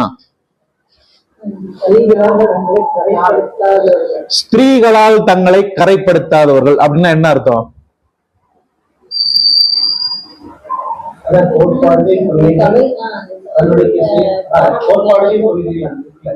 அந்த கோட்பாடுலையும் அந்த பாரம்பரியத்திலும் தங்களை கரைப்படுத்தாதவர்கள் தான் யாரா மாற முடியும்? இயேசு கிறிஸ்துக்கு மனவாட்டியா மாற முடியும். அதுதான் அந்த ஸ்திரீகளால் தங்களை கரைப்படுத்திக்காதவங்க, அவங்களுடைய போதனைகளாலும் உபதேசத்தாலும் அவங்களுடைய பாரம்பரிய கொள்கைகளாலும் தங்களை யார் கரைப்படுத்திக்கிறாங்களோ அவங்க என்ன பண்ண முடியாது, கிறிஸ்துவுக்கு மனவாட்டியா மாற முடியாது. அதுல இருந்து வெளியே வந்து பரிசுத்தமா வர மட்டும்தான் எங்க போக முடியும். புரிஞ்சிச்சுங்களா? இப்போ நான் சபைக்குள்ளேயே அங்கே இருந்துட்டு நான் வாழறேன்னா என்ன பண்ண முடியாது, கிறிஸ்துவுக்கு மனவாட்டியா போக முடியாது. இதுதான் சபைகளால் தங்களை கரைப்படுத்தாதவங்க. இன்னைக்கு உட்காந்து கரைப்படுத்திட்டு இருக்காங்களா? சத்தியத்துக்கு மாறாதான் என்ன பண்ணிட்டு இருக்காங்க, எதிர்மாறாதான் நடந்துட்டு இருக்கிறாங்க. அப்ப சத்தியத்தின்படி நடக்கிறவங்க மட்டும்தான் கிறிஸ்துவுக்கும் மனவாட்டியா மாற முடியும். இதுதான் சத்தியம். இதுதான் ஸ்திரீகளால் தங்களை கரைப்படுத்தாதவர்கள். சொல்லுங்க. சபாசுதன் பில்டிங் இல்லை அப்படின்றீங்கல்ல, இப்போ நாங்க போய் கத்துற ஆராதிக்கிற அந்த இடத்த அப்ப எப்படி சொல்லலாம்? சபை சர்ச்சு அப்படின்னா சபைங்கிறதே இது இல்லை அப்படின்றீங்கல்ல, அதை எப்படி? இப்ப அதுக்கு இன்னும் வெரி நெக்ஸ்ட் என்ன பண்ணணும்னா 2-3 சப்ஜெக்ட் இருக்குது. அதை நம்ம பார்த்துட்டா எல்லாம் கிளியர் ஆயிடும். அதனால கொஞ்சம் வெயிட் பண்ணுங்க. சபை அப்படின்னு பார்த்துட்டோம்னா இப்ப இந்த பாயிண்ட்லயே உங்களுக்கு விளங்கி இருக்கணும் என்ன அப்படின்னா, ஸ்திரீகளால் தங்களை கரைப்படுத்தாதவர்கள் அப்படின்னால விளங்கி இருக்கணும். அவர்களுடைய உபதேசத்துல நம்ம என்ன பண்ணக்கூடாது, நிக்க கூடாது அப்படின்னு நம்மளுக்கு புரியுது இல்ல. தவறான உபதேசம் தானே சொல்லிட்டு இருக்காங்க. அப்ப அதுலயே நம்ம இருந்தோம்னா என்ன ஆயிடுவோம், நம்மளே கரைப்படுத்திக்குவோம். விளங்கிடுச்சா? புரிஞ்சுதா? சோ இன்னும் 6 பாயிண்ட் இருக்குது. அந்த 6 பாயிண்ட நம்ம அடுத்த வாரம் என்ன பண்ணலாம் பார்த்துட்டு, அதுலயும் இன்னொரு பாடம் இருக்குது, அதையும் பார்த்தோம்னா தான் இன்னும் கிளியர் ஆயிடும். இந்த உண்மை உள்ளவர்கள் முடிஞ்சதுக்கு அப்புறம் உண்மை உள்ளவர்கள் சேர முடியாதவங்க, போக முடியாதவங்களுடைய நிலைமை என்னன்னு ஒரு கேள்வி இருக்குல்ல. இந்த 12 பாயிண்ட் இருக்குது. இந்த 6 பாயிண்ட் தான் பார்த்திருக்கோம். 12 பாயிண்ட் முடிச்சோன்னு வச்சுங்களேன், இதன்படி நடக்கிறவங்க தான் என்னவா மாற முடியும், சரீரமா மாற முடியும். அப்ப இந்த 12க்குள்ள ஒன்னு 2 மிஸ் ஆகுது, நான் இதுக்குள்ளதானே வந்தேன் அப்படின்னா அவருடைய நிலைமை என்ன அப்படின்றதுக்கு ஒரு பாடம், அதையும் நான் பார்க்க போறோம். கிளியரா? அப்ப ஸ்திரீகளால் தங்களை கரைப்படுத்தாதவர்கள்ன்றது அதுக்கு தங்களுக்கு ஆனா இப்ப அது உள்ளதான் இருக்கிறோம். இருந்தாலும் இப்ப நம்மளுக்கு என்ன கிடைச்சிருக்கு, சத்தியம் கிடைச்சிருக்கு. அந்த சத்தியம் நம்மளை கைட் பண்ணும்.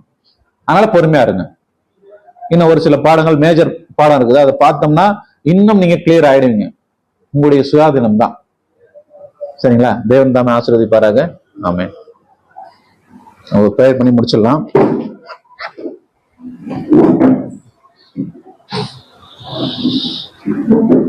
ஜெபம் செய்வோம். வானாதி வானங்களில் வீற்றிருந்து பூமியின் மனபுத்திராய் எங்களை கண்ணோக்கி பார்த்து அனுதினமும் வழிநடத்தி வருகின்ற எங்களை ஒன்றான மெய்தேவனே, உமக்கு துதியும் ஸ்தோத்திரமும் ஆண்டவராக இயேசு கிறிஸ்து மூலமா எடுக்கிறோம் தகப்பனே. தேவரீர், இதோ இந்த வேளையிலும் கூட ஒரு சிலராய் கூடி உங்களுடைய சத்தியங்களை நாங்கள் தியானிக்கவும் அதை ஆராய்ந்து பார்க்கவும் நீர் கொடுத்த இந்த மட்டில்லா கிருபைகளுக்காக நன்றிகளையும் ஸ்தோத்திரங்களும் மேற்கொள்கிறோம். இதோ தகப்பனே, இந்த நாளிலும் கிறிஸ்துவின் சபை என்ற ஒரு வேத பாடத்தின் மூலமாக அநேக சத்தியங்களை நீர் எங்களுக்கு வெளிப்படுத்தினீர் தகப்பனே.